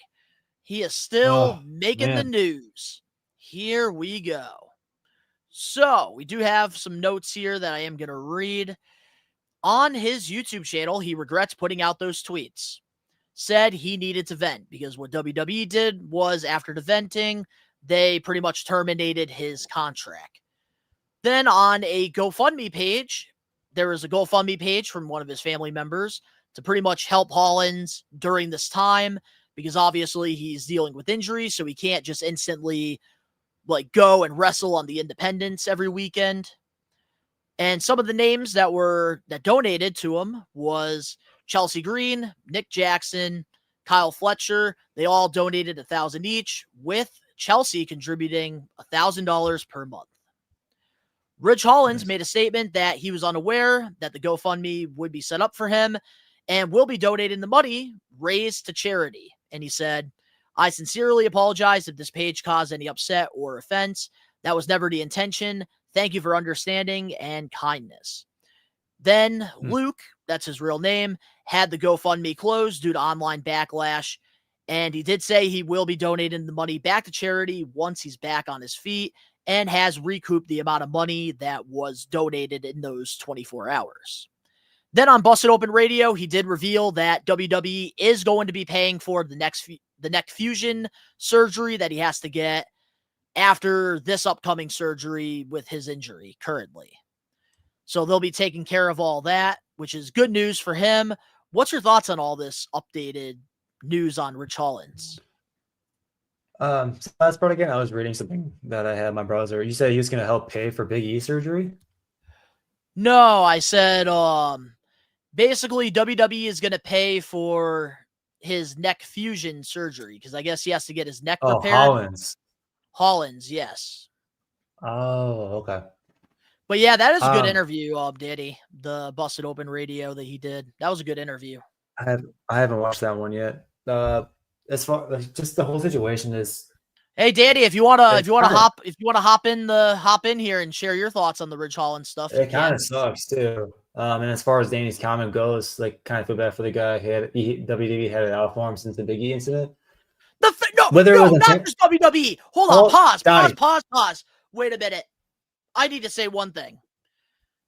Not only did WWE have it out for him, the fans had it out for him. And I even made this point not that long ago. I never understood why, and I think I said this last week on the show. Why did Ridge Hollins get all of this hatred for ending Big E's career accidentally, but then Samoa Joe accidentally ended Tyson Kidd's career, and Samoa Joe didn't really face backlash from the fans? So, like, you can't really play favoritism when it comes to this stuff. It's serious. And in this business, you have to realize that accidents do happen. Yeah. They were giving Cena a hard time too with her back-to-back injuries to the what's her name? Zoe Stark and somebody else. Forgot the other one. But yeah. What I'm gonna say is, like, Big E was a top star at the time too, and they had big plans for him. So I can see that's why WWE had it out for him. And anytime, whether it was intentional or not, if you injure a top star that they had going on for him, aka like a cash cow, for example, like your leash is gonna get shorter. Like, I'm not gonna sugarcoat it. You have You a become shorter a leash now. liability. Like, Exactly. their eyes are gonna be closer zoned in on you, and booking may or may not come by you, at this point. We got a special guest here. Yeah. What's going on, everybody, man? I was watching, decided to hop in and give my take on Danny, this. So you missed a perfect opportunity. What? You missed a perfect opportunity. Last week, Donnie came in and immediately said, "Eat shit," and you came in same thing as last week. I said it at the end. I said it at the end. Eat shit, Donnie. So I did watch the Busted Open interview yesterday, and I mean, you gotta kind of feel bad for the guy. He's been getting railroaded in each end. He was on the main roster for a lot of years or whatever. The Brawling Brutes and all that, and then when he got moved to NXT, 58% pay cut, which is horrible, financially or whatever. So he did clarify on the Busted Open interview. You did talk about it. He is going to be using the 10,000 or however much that got raised for the GoFundMe for his personal use, and whenever he's able to work again, he said he has some signings lined up. Whenever he's able to make that money back, he's gonna be individually giving it back to each individual person that has donated the money to him. He was gonna donate the money to charity, but like he said in the interview yesterday, he doesn't want to just pick one charity to donate it to, because not everybody's going to be able to agree on certain things. So he's just going to reach out to GoFundMe, get everybody's information, and send everybody their money back individually. So, yeah, and also, like, I want to address too, like, from Eric's comment, you're right, Donnie, but it is wrestling, and playing favorites is what we do. We all do it. You're right, absolutely. And Samoa Joe's one of my favorites, but I've always said it since the very first episode that I did here in the studio with Daddy, not even on StreamYard or live. I will call things out the way I see them, and I will call it out like it is. Samoa Joe's been always one of my all-time favorites, and I've been saying this since the injury, because everybody has given Ridge Hollins shit since ending Big E's career. In this business, accidents do happen. But if you're going to give all this hatred to Ridge Hollins for an accident that happened, that he didn't do this intentionally, then where's this energy at with Samoa Joe? And I'm not trying to hate on Samoa Joe, because he is one of my favorites, and accidents do happen. But if you're going to be shitting on Ridge Hollins, then you need to be shitting on friggin' Samoa Joe. Yep. And it's not right. The way I look at it is, and I like Ridge Hollins too. That's why, like, when the injury happened, I was sad. I was like, the way I see it is, like, when you become a pro wrestler, like, you know what the risks are at the end of the day. Like, I'm pretty sure that's like the one thing, that's like the first thing they tell you as you're entering, pro wrestling school, whatever. Like, you could do a suplex, and I mean, look at Chris Bay. He literally got paralyzed from, having a neck breaker done to him. Like, the most common of moves that could possibly be done, you probably learned that the first week of your fucking training. And you do it 1,000 times. Exactly. And like, you got paralyzed or whatever. So like, I don't think he should be getting as much shit as he does because of the whole Biggie incident. Because like, I know for a fact he didn't mean to do it. It just, I mean, bro, Biggie is a big guy to be fucking doing a belly to belly suplex. Now, but here, like, before you say like what you're gonna say, that's the thing I hate is like all this energy, like of everybody saying like, oh, he doesn't deserve the hate. Of course, they're saying it now when he has the GoFundMe. They're saying it now when he's not employed, having a WWE contract anymore. Like, I know I'm not saying you in particular. I'm talking about just fans in general in the IWC. Bro, I've been saying this for the long. I've been saying this for the longest time, bro. Pro wrestling has the most toxic fucking fan base on the fucking face of this earth. Just about to say that the IWC is one of the most controversial. The IWC is filled with some of the most shittiest, most hateful fucking people, and like making content and like putting yourself out there about your wrestling opinions or whatever. Like, we know firsthand because of some of the comments that we get. You know what I mean? Yep, and we don't tolerate that shit. You get your freaking, if you want to be a troll and you want to fucking shoot bullshit, we block you straight up. We have built such a positive community here in the We Are Wrestling universe. It's a huge reason why I stopped using Twitter, because like, I mean, there's fucking people in the IWC that have pushed pro wrestlers that are fucking using Twitter. Oh, I'm addicted to Twitter. Mick Foley doesn't use Twitter anymore. Eddie Kingston doesn't use Twitter anymore. Seth Rollins doesn't use Twitter anymore. Like, CM Punk doesn't use Twitter anymore. None of them use Twitter anymore because of fucking like the toxic fan base of the IWC. So, but you're never going to get people that agree on certain things. There's always going to be these hateful people out there that assume Rich Holland did that on purpose, which we know for a fact is not. Oh yeah, even Reddit sucks too. The IWC over there. I've never been on Reddit, and I don't plan on ever being on fucking Reddit. Me either. I can only deal with Twitter. The only thing I know about Reddit is the fucking there's a bunch of pro wrestling content creators that make Reddit videos and hot take videos and shit. Oh, I do want to say real quick though, speaking of like social media, because like we're kind of shitting on it right now. One positive thing that came out of Twitter and X, man, huge congratulations to Lex Luger. Getting to climb his ladder and getting the trimistry. First time in over 2 decades he's been able to do this. So honestly, I have to shout out Lex Luger. I have one of those step ladders in the kitchen, and I climbed on it, and I asked Vicky if I could fucking like do a crossbody on her, but she wasn't having it.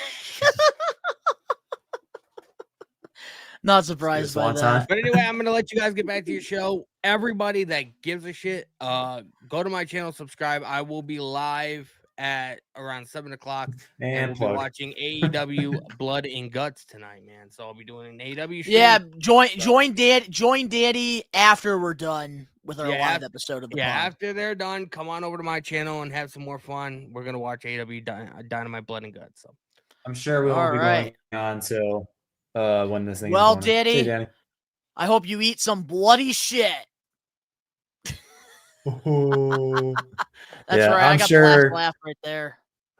I'm sure with Danny and I on the podcast today, we won't be going into AEW when it starts. So hopefully. Yep. All right. Well, with Rich Hollins, we obviously do wish him nothing but the very best here on the We Are Wrestling pod. And hopefully things get better for him. I'm glad the WWE is going to be paying for the surgery still. And hopefully he comes back better than ever. Whatever he does decide to do, hopefully he's successful. And We Are Wrestling, we're cheering for him all the way. But let's move on now to our next We Are Wrestling weekly news and rumors topic. And oh man, we got some WWE TKO drama. During an interview with the main event with Andrew, TKO president Mark Sharpio says WWE needs to take the torch and move past PLEs created by Vince McMahon. Here's what he said during this interview, and I quote, "They never seem exhausted. They're ready to take on a new shot, a new risk, a new opportunity. Hey, Nick, let's talk about launching a new event. Right now, a lot of our PLEs were created by Vince McMahon. We need to get in the business of taking that torch and moving past that. And Nick Khan and Triple H created WrestlePalooza. which is the launch event of our new ESPN deal, which did incredibly well and may turn into a super franchise. Not to mention, from a merch standpoint, I don't need to tell you, securing the IP rights and then selling the merch to WrestlePalooza, let's just say it was a real winner. What's your thoughts on this new approach by TKO? Do you think that we need to get out with the old and get in with the new? Because it's definitely an interesting discussion. I think we could do both without erasing his legacy. The guy created this entire company, and I get that like he's had allegations against him, but like, okay, I know they're not the same. Okay, I'm gonna preface this, audio listeners or people watching. I want to preface this is not the same people. Ed Gein, Jeffrey Dahmer, every fucking mass serial killer has done this, like done murder after murder after murder. We're still talking about him to this day, even though we're trying to get rid of their legacy or like make a new documentary about it. The guy's gonna live forever. His legacy is cemented in the WWE, WWF, way back in the day. So whether or not we delete all the PLEs that he created, the fact that we're talking about the PLEs that we created or that he created, we're continuing on with his legacy. If we're gonna be talking about all the PLEs, talking about getting rid of his legacy, we're just creating more positive media for the guy. What I'm saying is no matter what we do, whether we keep the PLEs, whether we delete them, the guy's still going to be there after he's long and gone. Boris, Exactly. I understand your opinion. He said, but fuck his legacy.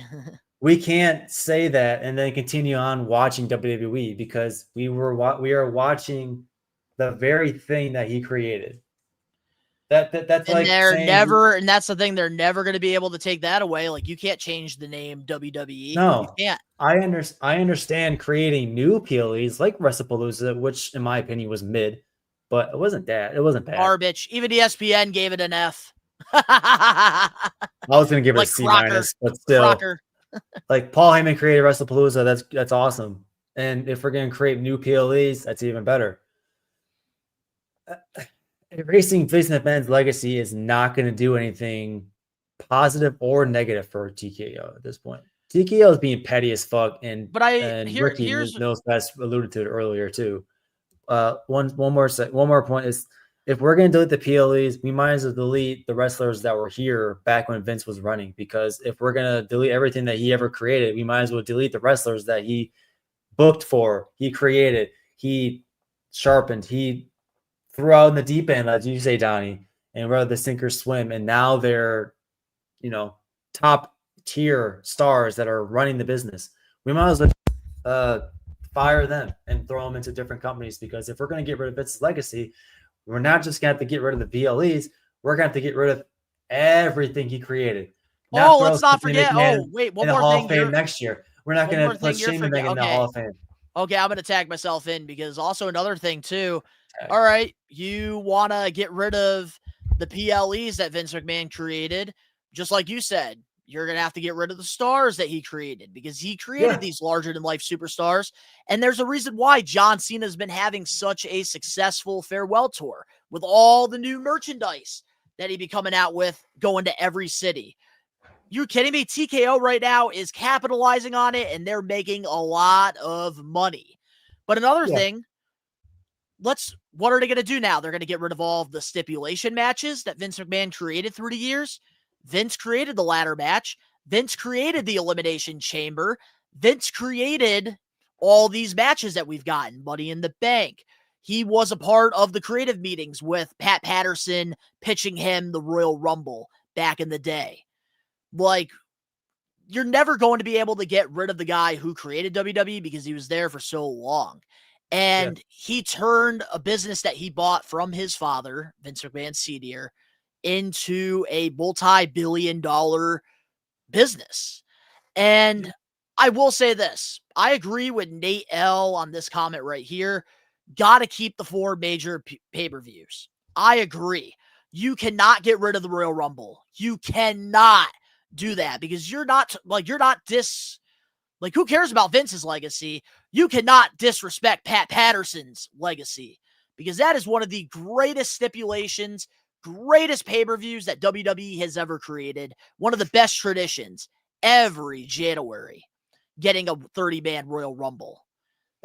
Say what you want about Vince McMahon, whether you hate him or love him. You gotta respect the thing that he created. Like, we're fans of it to this day, and he's not even anywhere near the company. We're fans of the things he's created, not the person he is. And it's a double-edged sword because Triple H, who is help running the head of creative WWE, was one of the superstars that Vince McMahon created. So if you're going to get rid of his legacy altogether, don't just double down. Why not? Call their bluff.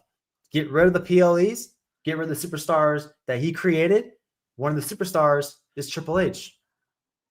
What are you going to do if you get rid of Triple H? Yeah, and then also like WrestleMania. That's another thing. Like, you can't get rid of WrestleMania. That's our Super Bowl. That's the WWE Super Bowl. That's the wrestling Super Bowl. Yeah. SummerSlam, that's the biggest party of the summer. Survivor Series always been like a November Thanksgiving style tradition. Yeah. So I believe, like, as long as you keep the 4 major PLEs, I'm okay with them trying new things, because I don't like the match stipulation pay-per-views, which we kind of gotten away from. Hell in the Cell. We still have Money in the Bank. I know they got rid of TLC a long time ago. Like, I don't like those stipulation pay-per-views. And I do like that NXT goes back and they do like the little like PLEs like back in the day, like the No Mercies and stuff. I do like that. And I will say, if WWE wants to succeed, like, they have to come up with some new stuff. But for them to like use WrestlePalooza as like their poster baby child, like, you didn't create WrestlePalooza.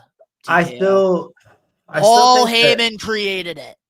I still think that they should have done this or made it public. Yes, put Money in the Bank back on WrestleMania. I think if they were to get anywhere with the fans back on their side, they should bring back the PLDs or pay-per-views that Vince created.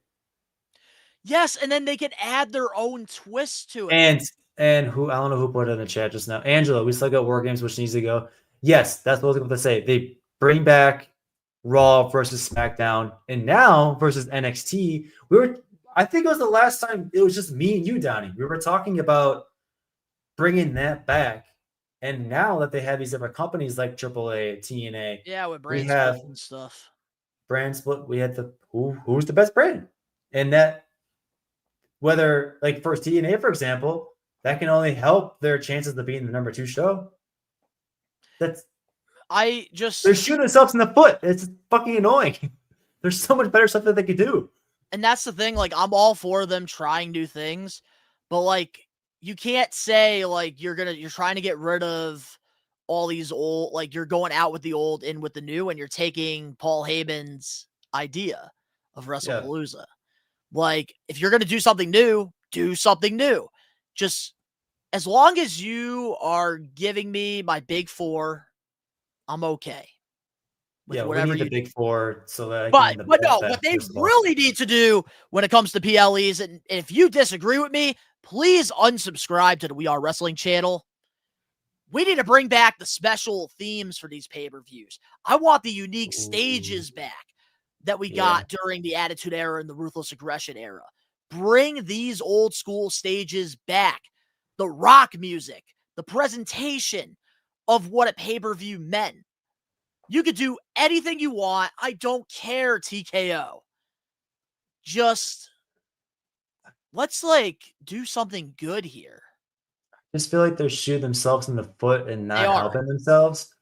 And the fact that we're even talking about this, it's ridiculous. That's like if you grab 2 lemons and squeeze the lemon juice out into a jar or a glass, and then you throw the lemons away. We're getting rid of those lemons. You know, those lemons are gone. We're deleting the lemon's legacy, but you still have the lemon juice. We're still going to consume it. We're still drinking the juice right now as we're talking about it. We're still wrestling fans growing up. We have younger fans watching WWE.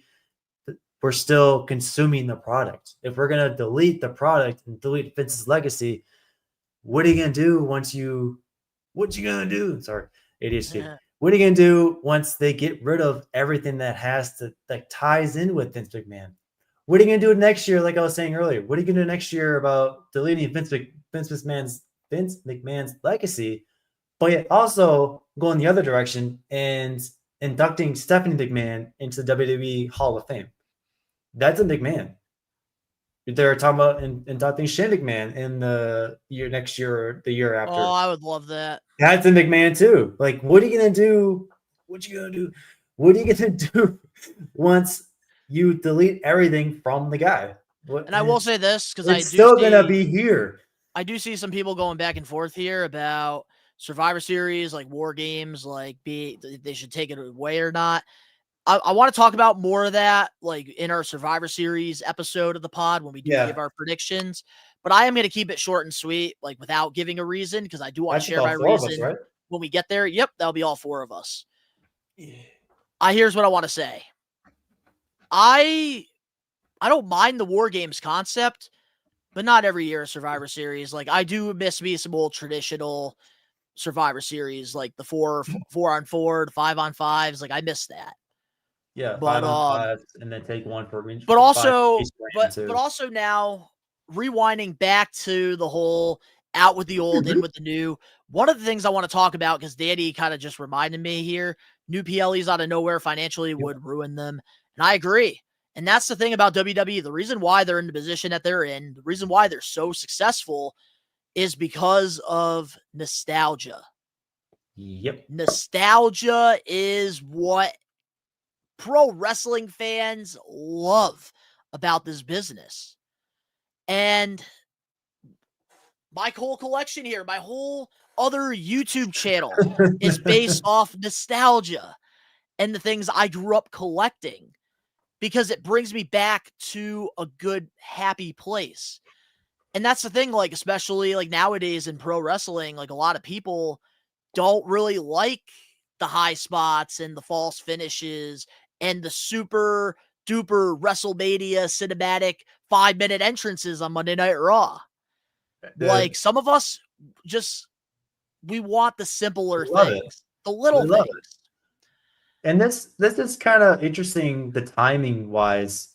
And this be my last point. But the time of it is interesting, because we're only about a year or so later with WrestleMania 40. And if you want to talk nostalgia, dude, I fucking cried. I was so happy that the entire main event, Stone Cold didn't come out, which was disappointing. But the Undertaker, the pop, I watched that match to this day. That pop is still huge. John Cena came out, Seth Rollins with the Shield, like the whole nostalgia factor, and the crowd was eating it up like freshly made Thanksgiving dinner. And you need that to keep people interesting. You want to keep, if that's what you need to do to keep things interesting, so that you keep us and we get invested into the new stars as well, which is why I am so a fan. That's why I am all for like these established guys putting over new talent, because without the new talent, we wouldn't be moving forward. But we also need to acknowledge the nostalgia, the past, because that is what made us fall in love with this right here, professional wrestling. The reason why we have a wrestling podcast that we do every Wednesday live, 5 p.m. Eastern Standard Time, because we love this business. And you can't get rid of the nostalgia. You can't go out with the old, in with the new. Okay, so this is my last point. I apologize. A lot of the fans to this current day, are people that are old enough. They're probably, dads at this point, and they want to bring their kids to the shows like how they were doing is when they were their age. But imagine that, like, they want to share the experience with them. Man, imagine going to a show, right? And like just this past Monday on Raw, backstage. Because Byron's my new fan. Byron's my new number fan. I knew you were gonna say that, but backstage, like for example, like they show the stuff on the Titantron, like at these arenas. Like imagine a father bringing a son to Monday Night Raw in Boston, like because he's a fan of Cody Rhodes and he's a fan of some of the newer guys. John Cena. But then you get backstage. CM Punk saying William Regal. And then the dad's like the kid's like, oh, who's this? And like the dad is like, oh, I fucking used to hate him back in the day. Yeah. Like, dude, there's excitement involved with that.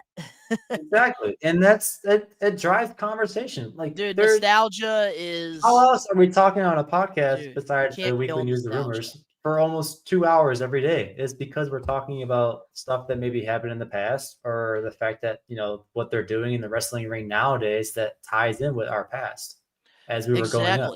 And speaking of putting over people in the past, let's get into our Getting Put Over segment. Every week we do this thing called the Getting Put Over segment. We pick one past, present, or future professional wrestler and we put them over. We talk about the defining moments, the accolades, the rivalries, the segments, and our biggest what-ifs. It's time to put a new wrestler over in the We Are Wrestling Getting Put Over segment. It's that time of the week. We are putting somebody over this week. And who are we putting over? We are putting over the no other than Ricky Saints. That's right. We're not really going back in the past for this one, so that was maybe a bad segue in our last topic there. Ricky. But we are going to be putting over Ricky Saints, Ricky Starks, whatever you want to call him. And here we go. The way we like to do this, if this is your first time, we talk about the accolades and we ask you guys favorite title run, favorite match, favorite segment, favorite year, favorite rivalry, dream opponent, and a what if scenario. And here we go with the accolades for Ricky Saints, Ricky Starks, and it all starts with NWA. He was a one-time National Wrestling Alliance television champion. Also a one-time FTW champion, which they used for a little bit in AEW. Horrible title. 2023, he was the Owen Hart Cup winner. Also a one-time AEW World Tag Team Champion with Big Bill, formerly known as Big Cass. In 2022, he was the ESPN Breakout Wrestler of the Year. He is a one-time NXT North American Champion. And he is the current NXT Champion, as we're putting over Ricky Saints. And let's get into our favorite title run of Ricky's. What do you got for us, Dan? So my favorite title run, I wanted to preface this whole segment saying that I have become a new fan of Ricky Saints ever since he debuted in NXT on February 11th, I believe it was. I knew nothing about the guy. I had no idea. And then I think it was the podcast that following week, Rage. I think you and Rage were telling me to like check him out. Like he's something special. And I was like, okay, cool. So I was kind of keeping an eye on him since then. But my favorite title run, I would have to go with this current run as NXT or WWE NXT champion. It got my attention. Like I'm 100% locked in, and I feel like it's just getting started. He's already retained it twice against, I believe once against Two Ice. Well, he won it off of Obafemi, and then he retained it twice against Trick Williams. So yep, Trick Williams. I'm gonna have to go with this current run as NXT champion. I like that. I can't argue with that. And that's what I like about this Getting Put Over segment, because you learn a lot. And yeah, for me, like being the encyclopedia fan that I am, I have a lot of AEW answers for this because I really did enjoy his run as Ricky Starks, and I hope you learned a thing or two and maybe go back and watch some of this stuff. But my favorite title run, and I'm sure some of you guys in the live chat here are probably going to say this can't count. I had to go with the Owen Hart Cup when he did win it in 2023, because around this time, his babyface run was getting a little stale and he needed to change. And of course, CM Punk, he was on Collision while the Young Bucks and Kenny were on Dynamite. So it was kind of like their own little brand split. And Ricky Starks wasn't really being used right. CM Punk saw something in him, and they had him pretty much cheat to win the Owen Hart Cup. And then he went on to be like this arrogant, cocky heel that I've always loved. I love me a heel Ricky Starks. And man, the Owen Hart Cup I thought was like the perfect way to kind of elevate him to the level that he should be on. And I think if things didn't happen with CM Punk and AEW All Out with that incident with Jack Perry and CM Punk was still there, I think Ricky Starks probably would have ended up winning a world championship during this time. Thanks. And Angelo here, I don't count it as a title, but that's when his run kind of really started. That's exactly how I feel. Yeah. Eric, can we just accept the fact that this dude is too small to ever be a long-term factor in major belts? I believe he's Seth Rollins' size. He's a little bit smaller. He's not that tiny, to be quite honest. I think he's capable. We'll talk about that at the end. But let's get into our favorite match. Favorite match. So, like I said, I am a newer fan of his, so I was kind of doing my research and watching a few of his matches. But honestly, I had to choose last night's match on NXT, the last man standing match against Rick Williams for the NXT title, November 11th of this year. There was so much hype heading into that match. Like, my God, the entire episode just last night was kind of a collective of the weeks that they've had a feud. And when they finally did the last man standing match, it was like crazy. I was watching it. There's so many great spots. The kendo stick shots when Ricky was tied up in the ropes, those were like fucking brutal, dude. And there was color. Like Trick Williams was bleeding. And I think Ricky was bleeding out of his mouth too towards the end. And he already had the wrap around his stomach coop too, because I think of his ribs that he got hurt. So that entire match was so much fun to watch. So I had to choose that. My close second was the Halloween Havoc, but because they had this match last night and it was the last match. It was so good. Yeah, I mean either one you could pick. You can't go wrong. All right. Well, my favorite match, I had to go to AEW All Out versus Bryan Danielson. Man, this was a great match. This was the strap match that they had. And especially like the way that they like built this match up really got me excited. And AEW, this is something that they need to improve on with their current television, but this is getting put over. So we're not going to put anything down. But man, I just felt like this strap match, like especially bringing in Ricky the Dragon Steamboat, I thought was a great way to kind of build some tension there with Ricky and Danielson trying to teach Ricky respect in the business. And I thought that they really capitalized on it. It was good storytelling, what I want in my wrestling. And just overall, like great match. I kind of wish Ricky won because I felt like after this is kind of where like he kind of fell off a little bit, won the tag titles with Big Bill. And then after that kind of just fizzled out and then went over to NXT. So my favorite match overall was him and Danielson. They just absolutely killed it. Yeah, I watched that match too. I enjoyed it. I just liked the one I picked a little bit better. No disrespect to that choice. And Angelo here in the live chat also picked the strap match with Danielson as well. Yeah. All right. Well, let's get into our favorite segment. Ricky's charismatic. He's absolute. So he's got some good segments. I love that statue. My favorite segment. So this is one that you'll enjoy. I actually well, I want to say I mentioned the promo between him and Trick Williams for the NXT title before Halloween Havoc. Previously in a podcast, so I gave it its flowers already. I chose the promo he had with MJF in AEW back in 2022. Yeah, you didn't read my full message there, buddy. I didn't. Wow. Because that's what I had as my favorite segment. Oh, there you go. Cool. So the AEW Dynamite, I think it was December 7th of 2022. Yep.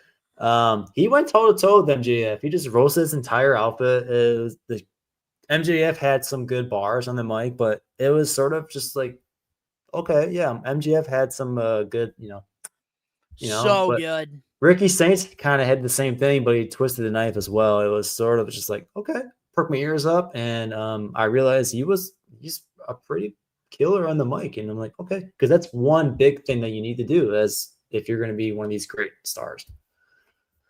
Yep, Yeah, that's and then I right. think I don't think, The yeah, Maxi Pad promo. Boris mentioned it earlier in the chat. It said Pebbles, huh? That was from Yeah, that dude. segment.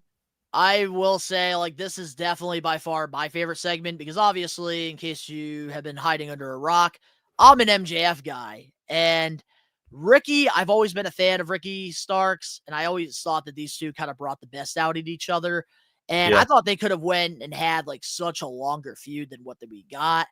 And man, like him getting the spear and then MJF selling it with like the shoes flying off, like it just really made Ricky feel important. And they I just watched did a that great too. job going head to head with each other. I watched that segment maybe 2 Oh, or the 3 spear is times. so underrated. And his spear is a lot similar to Braun Breaker, but the difference is when he goes off the ropes, he kind of like twists his arms and then goes for a spear. Yeah, He he kind doesn't of just go. adds, it's more cinematic, more Yeah, I mean slow, it's like not. wants to like add some pizzazz to it. Well, It's Breaker, sort on of the just other like hand, is trying to break putting your grooves. ribs. Oh yeah, it's sort of like just putting the grooves on the barrel of a revolver or whatever. It just doesn't affect it all the way it works. But yeah, it's one of Legendary. those good spears. Yeah. Legendary, this And segment. yeah, did sell the fuck out of that too. Made Ricky look like a star here. But Yeah. let's get into our favorite year Oh, of Ricky Starks. 2025, easily 2025. I had nothing or no knowledge of the guy until we were doing him for this Get Over segment. And I wanted to shout out to Rage because if it wasn't for him picking Ricky Saints this week, I would have done all this research and come across what I'm going to point out later in this segment here. So shout out to you, Rage. Hope you're doing better. Hope you're good. 2025 is his year. He debuted on February 11th of this year in NXT. He was a couple years in AEW, and he's done some great things there. And I'm sure you'll allude to them later on. But he is carving out one of the top spots on the NXT roster already, and he's been there for 9 months. He already has I believe, a tag team championship title with NXT. Nope. He won the NXT North American title and current NXT champion. Oh, okay. So the tag team champion was AEW. That was right? AEW. Yes. Okay. Yeah. My bad. So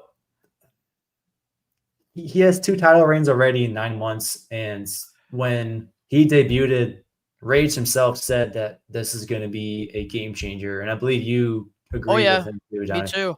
Because And here's the I thing, am seeing it right now. I do want to share something with you that you might not know, because I think this is before you started like tuning into our podcast, before you were a part of it.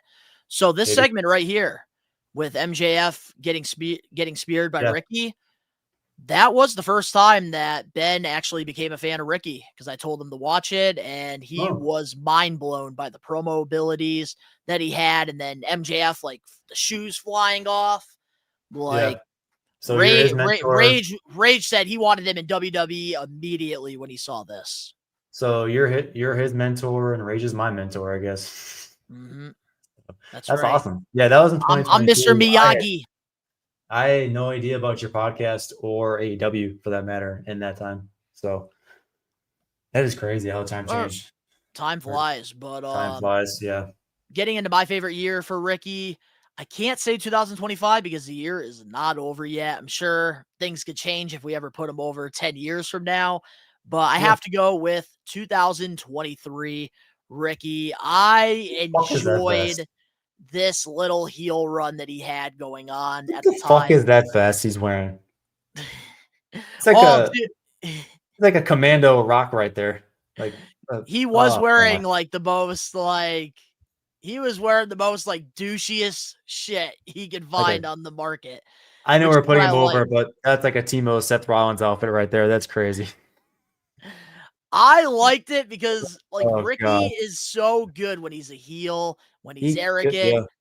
And He has that aura. around this time with AEW Collision, he got lots of TV time to cut promos and to pretty much sink or swim. And in this case, Ricky, of course, he was swimming, but AEW had nothing for him. And then WWE saw him swimming the shore, and they saved him. But 2023, he got to work with CM Punk. He got to work with Bryan Danielson. And I just really enjoyed his work during this time. And I think it really set him up to where fans realized, you know, he is more like, he does have the potential. That's always been like the headline of Ricky Starks. This kid has the potential. He can be a future world champion. And He's I think grinder. it made people believe, he made people believe that more during the year 2023. Yep, 2023, he showed up with the Gucci bag. And he also used like unridiculously like amount of pyro. Let me tell you, Dan Eddy, if you want to see a tease of a heel Ricky Saints in WWE, I'm going to send you some videos. You need to go back and check some of this stuff out. Dude, It's I good. enjoyed I'm telling you, Dan, you are going to want this guy to be a heel next week if you see the stuff that by next I've week. seen. Okay. I'm telling you. You think he's a good baby face? I kind of got a hint out of it. I've seen nothing yet. If I saw him snap, bringing it back to that promo he did with Trick at the contract signing, and Trick mentioned that he is like no better than being in the Indies, and that triggered something. Like that made him go off on Trick, and I was like, "Get him! Get his ass! That's Get the his thing. ass!" So, like I was like locked in. I'm like, okay. All right. Like I wanted to go to the gym right after that promo. I was so hyped up. It was so much fun to watch. So I'm excited to see what his heel can be like. Because I sensed that aura from him right away. And I think now he's a babyface. So speaking of the devil. Absolutely. What's up, Rage? Hey, Rage. He says he's glad that we are still alive. Appreciate it. I was just giving you big props, Rage, because if you had not picked him for this getting put over segment, I would have known nothing about him. So thank you, man. Appreciate it. And now and that's the funny thing too, Rage. Before you got into the live chat, I was actually telling Dan Eddy how I introduced you to Ricky Starks when he did the whole spear with MJF back in 2022. And you said immediately you wanted him in WWE, and look at now, 2025. He's in WWE. He's the NXT champion, doing big, big, big, absolute things. Well, let's get into our favorite rivalry of Ricky's. So like I said, like I've been kind of just talking about this whole time. I haven't been following him that long. But I am picking his current feud with Trick Williams. Whether or not it continues after last night, we'll see. Because not only did he defeat Trick Williams at the Halloween Havoc and last night's Last Man Standing match, and now Oba Femi is returning to the picture. Who knows where they'll go from there? But I had to pick that as my favorite feud because, like I said, it's got me locked in. It's got me 100% focused on what's going on in NXT, regardless of what's going on with just Ricky Saints, and it's making me tune into the show even more. So I'll have to pick the Trick Williams feud, and it's been helping him get put over even more and getting the people out there like that are wrestling fans to get to know him more. And also, I love Trick Williams. Like I said earlier, he's main roster ready, but yet for some reason he's still in NXT. Whoop that! I was waiting for that to come out in the Royal Rumble last year, so maybe that'll be changed different. And Rage, you are not wrong. We manifest greatness around these parts. Exactly. Yes. We are good at calling. When we see somebody that's a star, we call it out. It could be one of the last feuds that Trick has before he goes to the main roster, if he ever does. So. Honestly, I like this answer, though, like WWE-wise, because I think Trick Williams has definitely done, like, his job. And I think that these two have kind of brought the best out in each other, and they both, I felt like, needed that rivalry to kind of spark something. Yeah. And I think they've done a great job building that tension. These matches have been really good the last couple weeks. But now let me get into my favorite rivalry. And I have to go with Darby Allin and Sting. This is old school. This is when Ricky was first like around AEW. Yes, he did. He dressed up as Darby Allin, Dan. No, I'm just thinking like every week there's some way, somehow that we bring Darby Allin to the park. I guess Well, everything. well, 1 week, Danny Huggins during the Dream Opponents. Who was it that he picked against Darby Allin? That was you. You picked No. Darby Allin with Spike Yeah, with Dudley. Spike. Okay, I did with Spike, but then like there was another week where he picked like Darby like versus somebody, and it was so random. It was I like don't so know. out of the blue. I don't know. But yeah, I had to go with this here with Ricky Starks and Darby because I thought they did a great job with this, and it led to Sting's first AEW match, and it was a cinematic one at AEW Revolution. And Ricky, like, during, like, I like the Team Taz, like, it was very underrated during its time. Oh I yeah, like it might have been DDP. it was DDP, yes, it Yeah, was. because it was recent. Yeah. Yeah, like, DDP versus Darby, what the fuck, Danny, were you thinking? But overall, like, I really like this feud a lot, and I'm surprised Ricky Starks and Brian Cage, they never won the tag titles. Because I actually did like that pairing. Mm-hmm. But let's get into our dream opponents here. Oh, I thought we did that last. Or was it what if? Nope. It's always what if. Oh, okay. What if is last? So dream opponent. I didn't have a dream opponent, but honestly, low key, I think a match with him and Austin Theory would cook. Like, just kind of walking through it. He does have sort of similar wrestling style as Austin Theory. They kind of look similar to be quite honest. And they're even doing the same pose here. Same pose, I was gonna say. Yeah. So I think that would be a low key match that would like actually cook. But I was thinking about it more today. Because I turned my answers into you late last night. Yes, you did. Because the grind is real. And also Which you can buy a procrastination is shirt. real. Link down in the description box below. Yes, prowrestlingtees.com. What was I say? Oh, so I was looking back at my answers, or thinking of my answers, and I was thinking of the promo with MGF, or was it Edge? I was doing research somewhere, and I came across his like comparison to The Rock. Oh, that was Adam Copeland. Was that Adam Copeland? Yep. Yeah, it was like a vanilla midget Rock something. And then Ricky Saints was in the interview with CVV. He was like, I'm black, right? So, but he didn't say that in the promo. But I was kind of thinking that low-key, and I was like, well, like the 90s Rock, the rock bottom versus a Ricky Saints spear. Like, who was a better seller, So that is when he got buried by Edge. Austin Theory, yeah, I think he got buried by Edge. Yeah, Austin Theory or Prime, like 1995, The Rock or whatever. Ooh. I just picked a year. But Rocky anyway. All right, well, for my dream opponent, this one's going to be random. I'm going Darby back Allin. to the Ruthless Aggression era, and I have to go with Mr. Kennedy. Interesting. Two big mouths.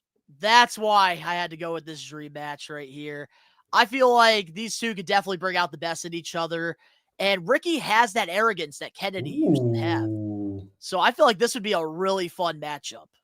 That would be a good one matchup. that you wouldn't think about. You would have to really, really think. And Honestly, that's what I was doing here. I didn't. I kind of thought about Austin Theory, and then I was thinking about The Rock later on today. Aaron's put a period right there. I agree with Angelo's comment. Prime Shawn Michaels. Ricky Saints versus Prime Shawn Michaels. I kind of like that. That would be a great match to watch. Boris, Edge was furious about the bug-eyed line. He was pissed. But yeah, I had to go with Kennedy. I thought that this would be a cool little matchup. I like to really think here. But let's get into our what if scenario. What do you got? Real quick, when do you get your answers in? Because you never turn them into the chat. So when do you actually get them done for your answers? Do you get them done by like Thursday and then just wait for us to turn them in? I actually do my research from Wednesday to Sunday, and I always have my answers Monday morning. Oh, okay. I was always curious about that. Always do my homework on time. My biggest what if is, what if he never went to AEW, started his career with WWE, and stuck with it? Could he have a major title today? Could he be a part of a bigger storyline that we were seeing at this time? He had one match right in here, WWE. right back. Yeah, I'll get to it. Hold on. I'm going to cook a little bit. He had one match in WWE back in 2012 on August 10th, and it was a 2-on-1 handicap against Jinder Mahal. He and Robin Barnes, who didn't even have a bio for him, they were considered local competitors, right? And then Gotta love the locals, baby. it was basically a squash match for Jinder to send a message to Ryback, who later on joined in on that beat up against Ricky Starks at the time, actually, and Robin Barnes. And because Ryback and Jinder Mahal were having a feud at the time, and actually, I kind of throw up my mouth every time I mention Ryback's name, but that's just me. But ever since 2012, he's been a jobber with 3 other matches. All right, hear me out. Between 2012 and 2018, he's had 4 matches total in that time frame, just to help pretty much put the other talent over. And if you look back, it was Jinder Mahal, The Revival. I don't know if you remember them. Oh, of course, FTR, baby. Enzo Amore and Big Cass. God, I missed them together. So in those 4 matches, if you add them together and take the average, it was 1 minute and 42 seconds. That is the definition of a jobber and basically mechanic. Enhancement talent, whatever you call that. Like how you're alluding to right here, there was also a short, like 20-second backstage segment with Ryback in 2013, which is what the picture. If you are just listening on YouTube right now, Donnie has a picture of a very young Ricky Starks. Getting bullied by Ryback. He's taking his lunch push up money. against the wall with Ryback. Yeah. Yeah. Give me your lunch money. Feed me more. that just brings the question: where could his career have gone if he were to start it at WWE like he did in 2012, but then stuck with it, stayed there, and where would he be today? And would he still have a career to begin with? I feel like I can answer this question. And going to other companies. Wait, I just want to say here. Going to all the other companies, all the indie shows, and then going to AEW and then coming to WWE, I think sharpened his wrestling arsenal and gained him experience. And that's why he's having such a great title reign as NXT champion right now and having great success in 2025, regardless, or just in this year. And then the 2 years he was in AEW because people knew him. Yeah, I was going to say, I think he had to go through the hardship because I think in WWE, he would have been one of those guys, would have been in NXT, wouldn't have gotten over, wouldn't have picked up that momentum. He would have been one of the many NXT releases before getting called up to the main roster. And then it would have ruined his confidence. And who knows what we would have gotten out of a career of Ricky Starks. I think he had to go through that hardship and had to learn through the indies, scrapping. And that's how he got to where he's at today. And if just looking back at it, if you were to stay with WWE from 2012 to today, who would have a bigger career if he would have stayed, him or Dolph Ziggler? Oh, because definitely Dolph Ziggler. That's kind of his comparison if you were to stick with WWE and the way they were booking him. See, I don't think Ricky had that confidence in 2012. I do think he was also that tiny as fuck. He still is.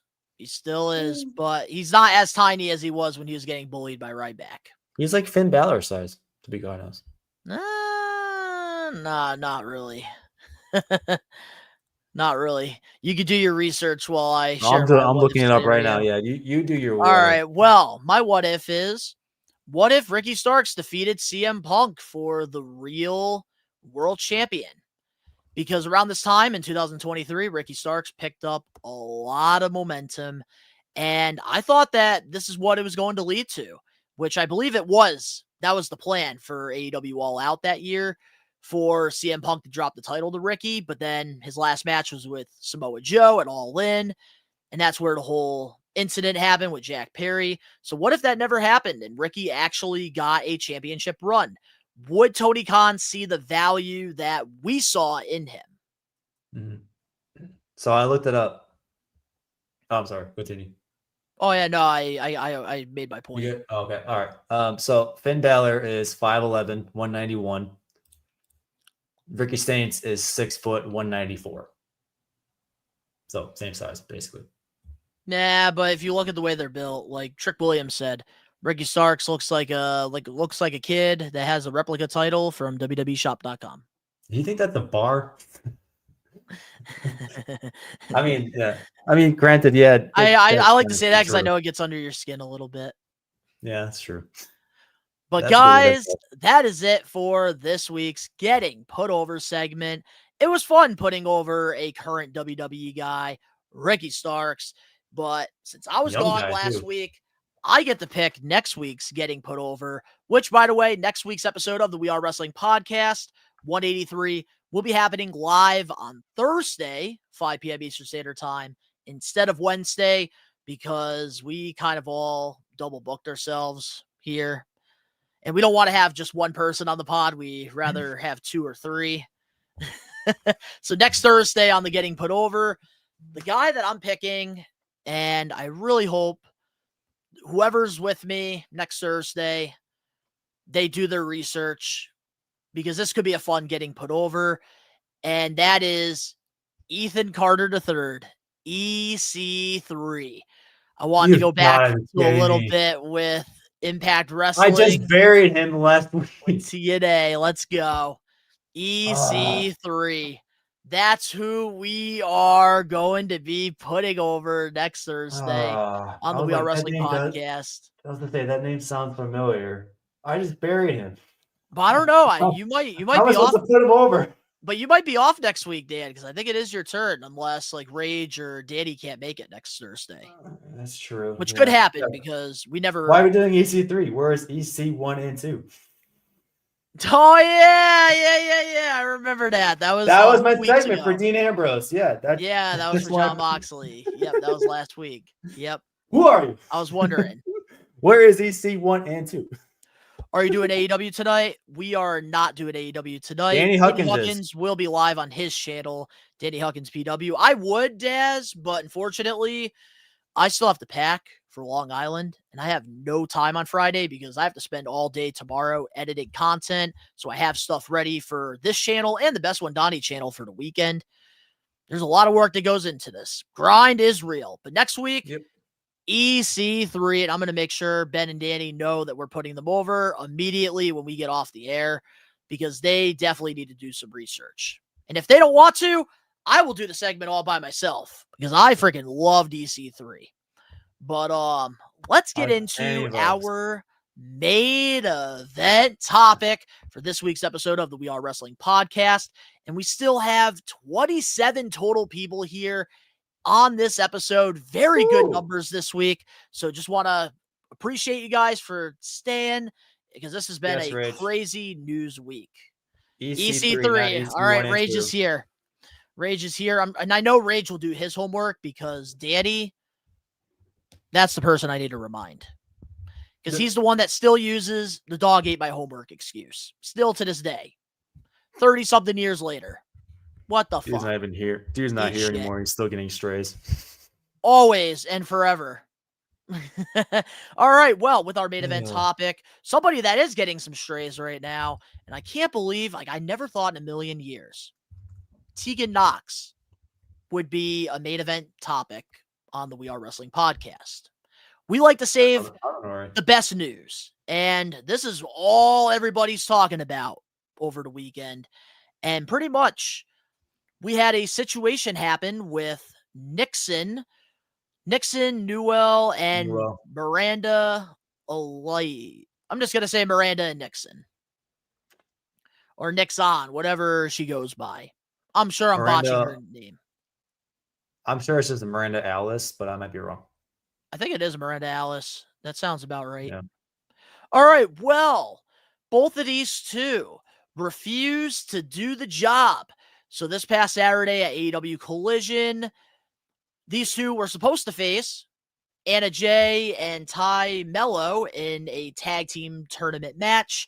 And the match was only supposed to be 3 minutes. And they were supposed to put over Anna Jay and Ty Mello, but they refused to do the job. So instead of doing it, they just walked out. So here's some of the news that we got here. According to the Wrestling Observer newsletter, Brian Alvarez said this, and I quote, "Let me tell you something I heard from a lot of people, and what was amazing, I was hearing from people as the show was going on, so people weren't even waiting until the show was over. Maybe Tony Khan told them there was no hard feelings, but I can tell you one thing. Hard feelings is the wrong word. Bad blood. I do not know how you term it, but there was so many people that were like, what a stupid thing to do. That's one thing I heard over and over. So, of course, there's two sides to every story. And I do want to share both sides because it's only right, it's only fair. We are wannabe wrestling journalists. And Nixon and Miranda's side of it, basically they were live on Twitch to give their side of the story and the disagreement that happened with AEW at Collision. And basically, they went to Dynamite last Wednesday and they were told there wasn't anything for them, but there'd be something on Saturday. They showed up and were told after the doors opened that they'd be wrestling TJ. They had ideas for the match and were told it would be only 3 minutes. They felt that after the promo they had cut on their first appearance to set up this match, 3 minutes wouldn't benefit anybody involved. It wasn't a fuck you, we're leaving situation. They were in agreement that 3 minutes wouldn't benefit anyone. The information was relayed to who it needed to be and were them told they were free to go home if they'd like. Nixon noted that there's no bad blood on either side. And apparently, it's going to be her last year of wrestling next year as well. But here's AEW's side of the coin. According to Fightful, sources in AEW claim that Megan Bayne and Nixon also had a disagreement last week over how their tag match would go. It was stated that Nixon and Miranda didn't expect to win their match on AEW Collision, but wanted more than the budgeted 3 minutes. They were told times had been set and couldn't be changed. The two left before the show and were replaced with Haya and Maya World, who were thanked for their professionalism. AEW officials were shocked by this entire situation. And then later on that night, as they left the arena, they pretty much went out drinking. And there's one of the pictures of Miranda there, chugging a beer. So with this whole situation happening, what's your thoughts on this? Like, how do you feel? Do you think that they had the right to leave because it was they didn't want to work a 3 minute job? Or do you think they did the wrong thing here? I think it kind of alludes to both sides of the coin here.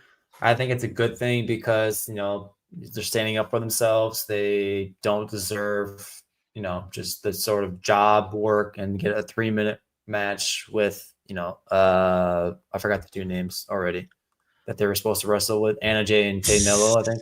Yeah. So, I don't think this will work, Eric. they're not big enough to make this into a big work. You don't know what's work and what's not. But then again, Tony Khan thinks that a little pebble is a fucking Hulk Hogan superstar. And they just are trying to maybe copy WWE at this point. Who knows? But what I was gonna say is they're not as big. And I think it was before we went live. I was talking to you about, we were going over what we were going to talk about, and it's sort of similar to what Naomi and Sasha Banks did. The only difference is they're a lot of bigger talent, a lot of a bigger talent than Tegan Knox and her girlfriend. I forgot her name already, but Miranda. If they were to walk out and demand longer than a 3 minute match or maybe a different match altogether, that's not the way to do it. You just don't walk out. You have to talk to whoever's in charge of that match or in charge of the show or Tony Khan himself. That's me saying that I don't typically agree with what they did. They didn't go about it the right way, in my opinion. If they want something different, they need to change what they want to let them know that this is what they want. They don't want just a 3-minute match, because I think you were saying it earlier. They didn't feel like it was a good thing for either one that was involved in that match. It wasn't good for any of them. And if it was a 3-minute match, then it might have gotten, cut off on TV time afterwards. So I will say it takes a lot of balls to speak up when you don't even have a contract with the promotion. And I agree with everybody here that's saying this. They ain't big enough to make those demands. I don't know why they think they're going to get treated like main talent like Mercedes Moné. They're lucky Megan Baines didn't beat them up for sandbagging her. Agree with Rage. They are definitely not big enough to make demands. It's entitlement. I agree with everybody's takes on this one, because you could say what you want. Like, I don't like the AEW way of booking a lot of the times on Collision, where they do these 3-minute matches. I don't like it. It doesn't really benefit anybody. They're not wrong. But if you want to succeed in this business, you have to take any opportunity that's given to you. And Grimm's Toy Show made a great example here, because he was ranting about this whole thing, and I was giving it a listen while I was cleaning the studio up. And the best example, James Ellsworth, somebody who WWE, they're looking for a jobber, and he showed up and he said, any man with 2 hands have a fighting chance. And he made the best of his situation, and it led to him getting a WWE Championship match. Main eventing against AJ Styles on SmackDown.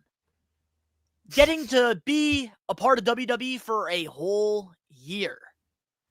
He took advantage of every opportunity that was given to him, and now he can pretty much live off what he did in that year's time and be James Ellsworth on the independents. So for Miranda and Nixon to think that they are bigger than what they are and to have these demands, that's just petty. And especially if you're trying to be all elite, because clearly they are trying to be a part of AEW if they're doing matches and they're on their program. So if you want to be a part of the team, you have to sacrifice. You have to show your fellow women wrestlers and men wrestlers in that locker room that you want to do what's best for All Elite Wrestling. And Anna Jay and Ty Mello, they might not be the biggest names out there, but they've been with the promotion for, I want to say they were in AEW since 2020. So the first year that the promotion has been around, they have been there, and they have sacrificed years putting people over, and they're actually a legitimate tag team, which is probably why Tony Khan wants to maybe put some stock into them. And you got to sometimes do the right thing. And them walking out, being unprofessional is not the right thing, and that's why I'm not surprised at all that WWE ended up releasing Tegan Nox. To me, this doesn't make sense, and especially in Tegan Nox's case. I don't know much about her girlfriend Miranda, so I can't speak for her. Me either. Or about her, but I will speak about Tegan Nox. She likes chugging beer. You hit the nail on the head with that word earlier, Donnie. Sacrifice. You realize how many injuries Tegan Nox has had during her WWE run, and now that she's back and at AEW.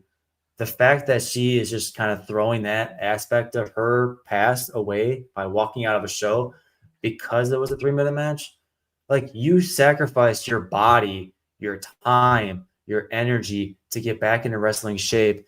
And granted, that's like me going to Friday Night SmackDown and then finding out, oh, I'm not wrestling Roman Reigns that day. Oh, well, fuck that. I'm not leaving. And well, that's the thing. That's the thing. With Tegan Nox, she's had injury after injury after injury. Like, she's not even that big of a star. She's not even that big of a star to make these crazy demands either. So honestly, AEW, good for them. Cut your losses. You're not really losing anything here, and just let them ride into the sunset. Rage will know what I'm talking about. I'm sure. And it's unfortunate. And it's unfortunate because even with these AEW tag titles, they could have been a tag team champions because they are a legitimate tag team. They're in a relationship for crying out loud. They could have been like tag if, team champions.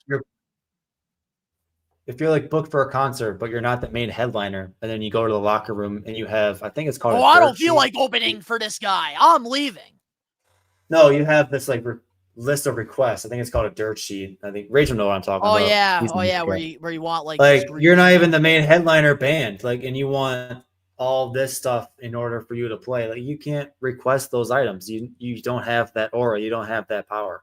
That's the same thing here. You walk in, you're expecting a lot, but if you're not getting that much, you still have to go through with it. You're starting a job first day. You're not going to get a promotion. And also another thing I want to point out too, that also needs to be mentioned, like when it comes to this whole entire situation, think about the amount of women wrestlers in that locker room. I'm talking Deonna Purrazzo. I'm talking some of these female wrestlers that have not had TV time.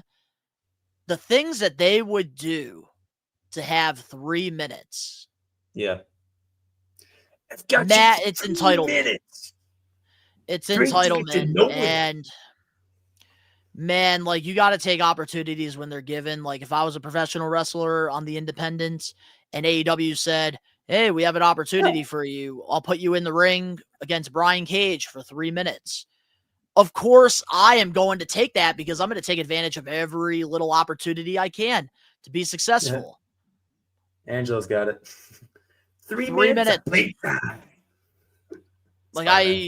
It's unbelievable. Like, and there's so much you could do in 3 minutes too, which is crazy. Ready? Yeah, 3 minutes is a lot. But hopefully, I will say this. Hopefully, this is the first and definitely the last time Tegan Knox is a main event topic on a wrestling podcast. Hopefully, yeah. Because I've lost so much respect for her and Miranda for the way that they acted here. It's just something that, after what Tegan has gone through, I know. Oh, you're going in and out a little bit. Am I good? No, I think you got to exit out. Your thing froze. But yeah, pretty much, guys. This whole situation is nuts, and I can't believe that something that happened at AEW Collision in 2025, a injury-prone wrestler who is very mid, is our main event topic here for this week's episode of the pod. And I think there's really nothing else to add, nothing else to really say here. I'm sure Dan Eddy is going to join back here with us to close off this week's episode of the pod, but might as well do it. Just a couple reminders before we do close off this week's episode. We have a couple vlogs if you haven't checked them out yet. WWE fans, first indie show is up. Oh, there we go. We got Dan Eddy back. There you are. Welcome back. Welcome back. But yeah, we also got a couple TNA vlogs that are up. We got the new TNA Bound for Glory pay-per-view vlog if you guys haven't checked that out. And it's up on the channel. Also, this Friday over on the Best One Donnie channel, my Rhode Island Comic-Con vlog will be up. So I hope you guys do enjoy that. And we even did show off the clip of Jericho shouting out the pod, which was super nice. And you gotta add that to the intro. Oh, it's going to be in the intro. You bet your ass it will. But if you guys enjoyed this week's episode of the We Are Wrestling podcast, which is usually live every Wednesday, 5 p.m. Eastern Standard Time, except for next Thursday, we're going to be not doing it Wednesday. It'll be happening next Thursday. Smash that like button now if you're not a We Are Wrestling Maniac yet already and you're listening to this on Apple, Spotify, Google, wherever you get your podcast. To the audio listeners, please give us a 5-star review, not just any review, a Best One review, and download this episode and give us a follow. If you're not following We Are Wrestling over on Facebook, Instagram, X, and TikTok, we post daily wrestling news, clips, all that good stuff. Make sure to follow us on there. But if you're not a maniac, you're already over on the YouTube channel where you get the best pro wrestling content live episodes of the We Are Wrestling podcast every Wednesday, 5 p.m. Eastern Standard Time, except for next week. It'll be happening Thursday. Also, we do live watch-alongs for all the WWE and AEW pay-per-view /PLEs, which Danny will be doing a live stream for AEW Full Gear next Saturday on his channel and the We Are Wrestling's reactions, vlogs, everything pro wrestling. Subscribe, turn on the post notifications. Links down in the description box below. You can go follow myself and Dan Eddy over on our social medias. I have a whole other channel, which the Rhode Island vlog will be up on, where I do toy hunts, I do figure reviews, and nostalgia, one of my favorite things. You can check my channel out, Best One Donnie. It is down in the links below. Dan Eddy's Instagram is down there, but not the Twitch, because he hasn't been capitalizing on this fame that the We Are Wrestling podcast has given him.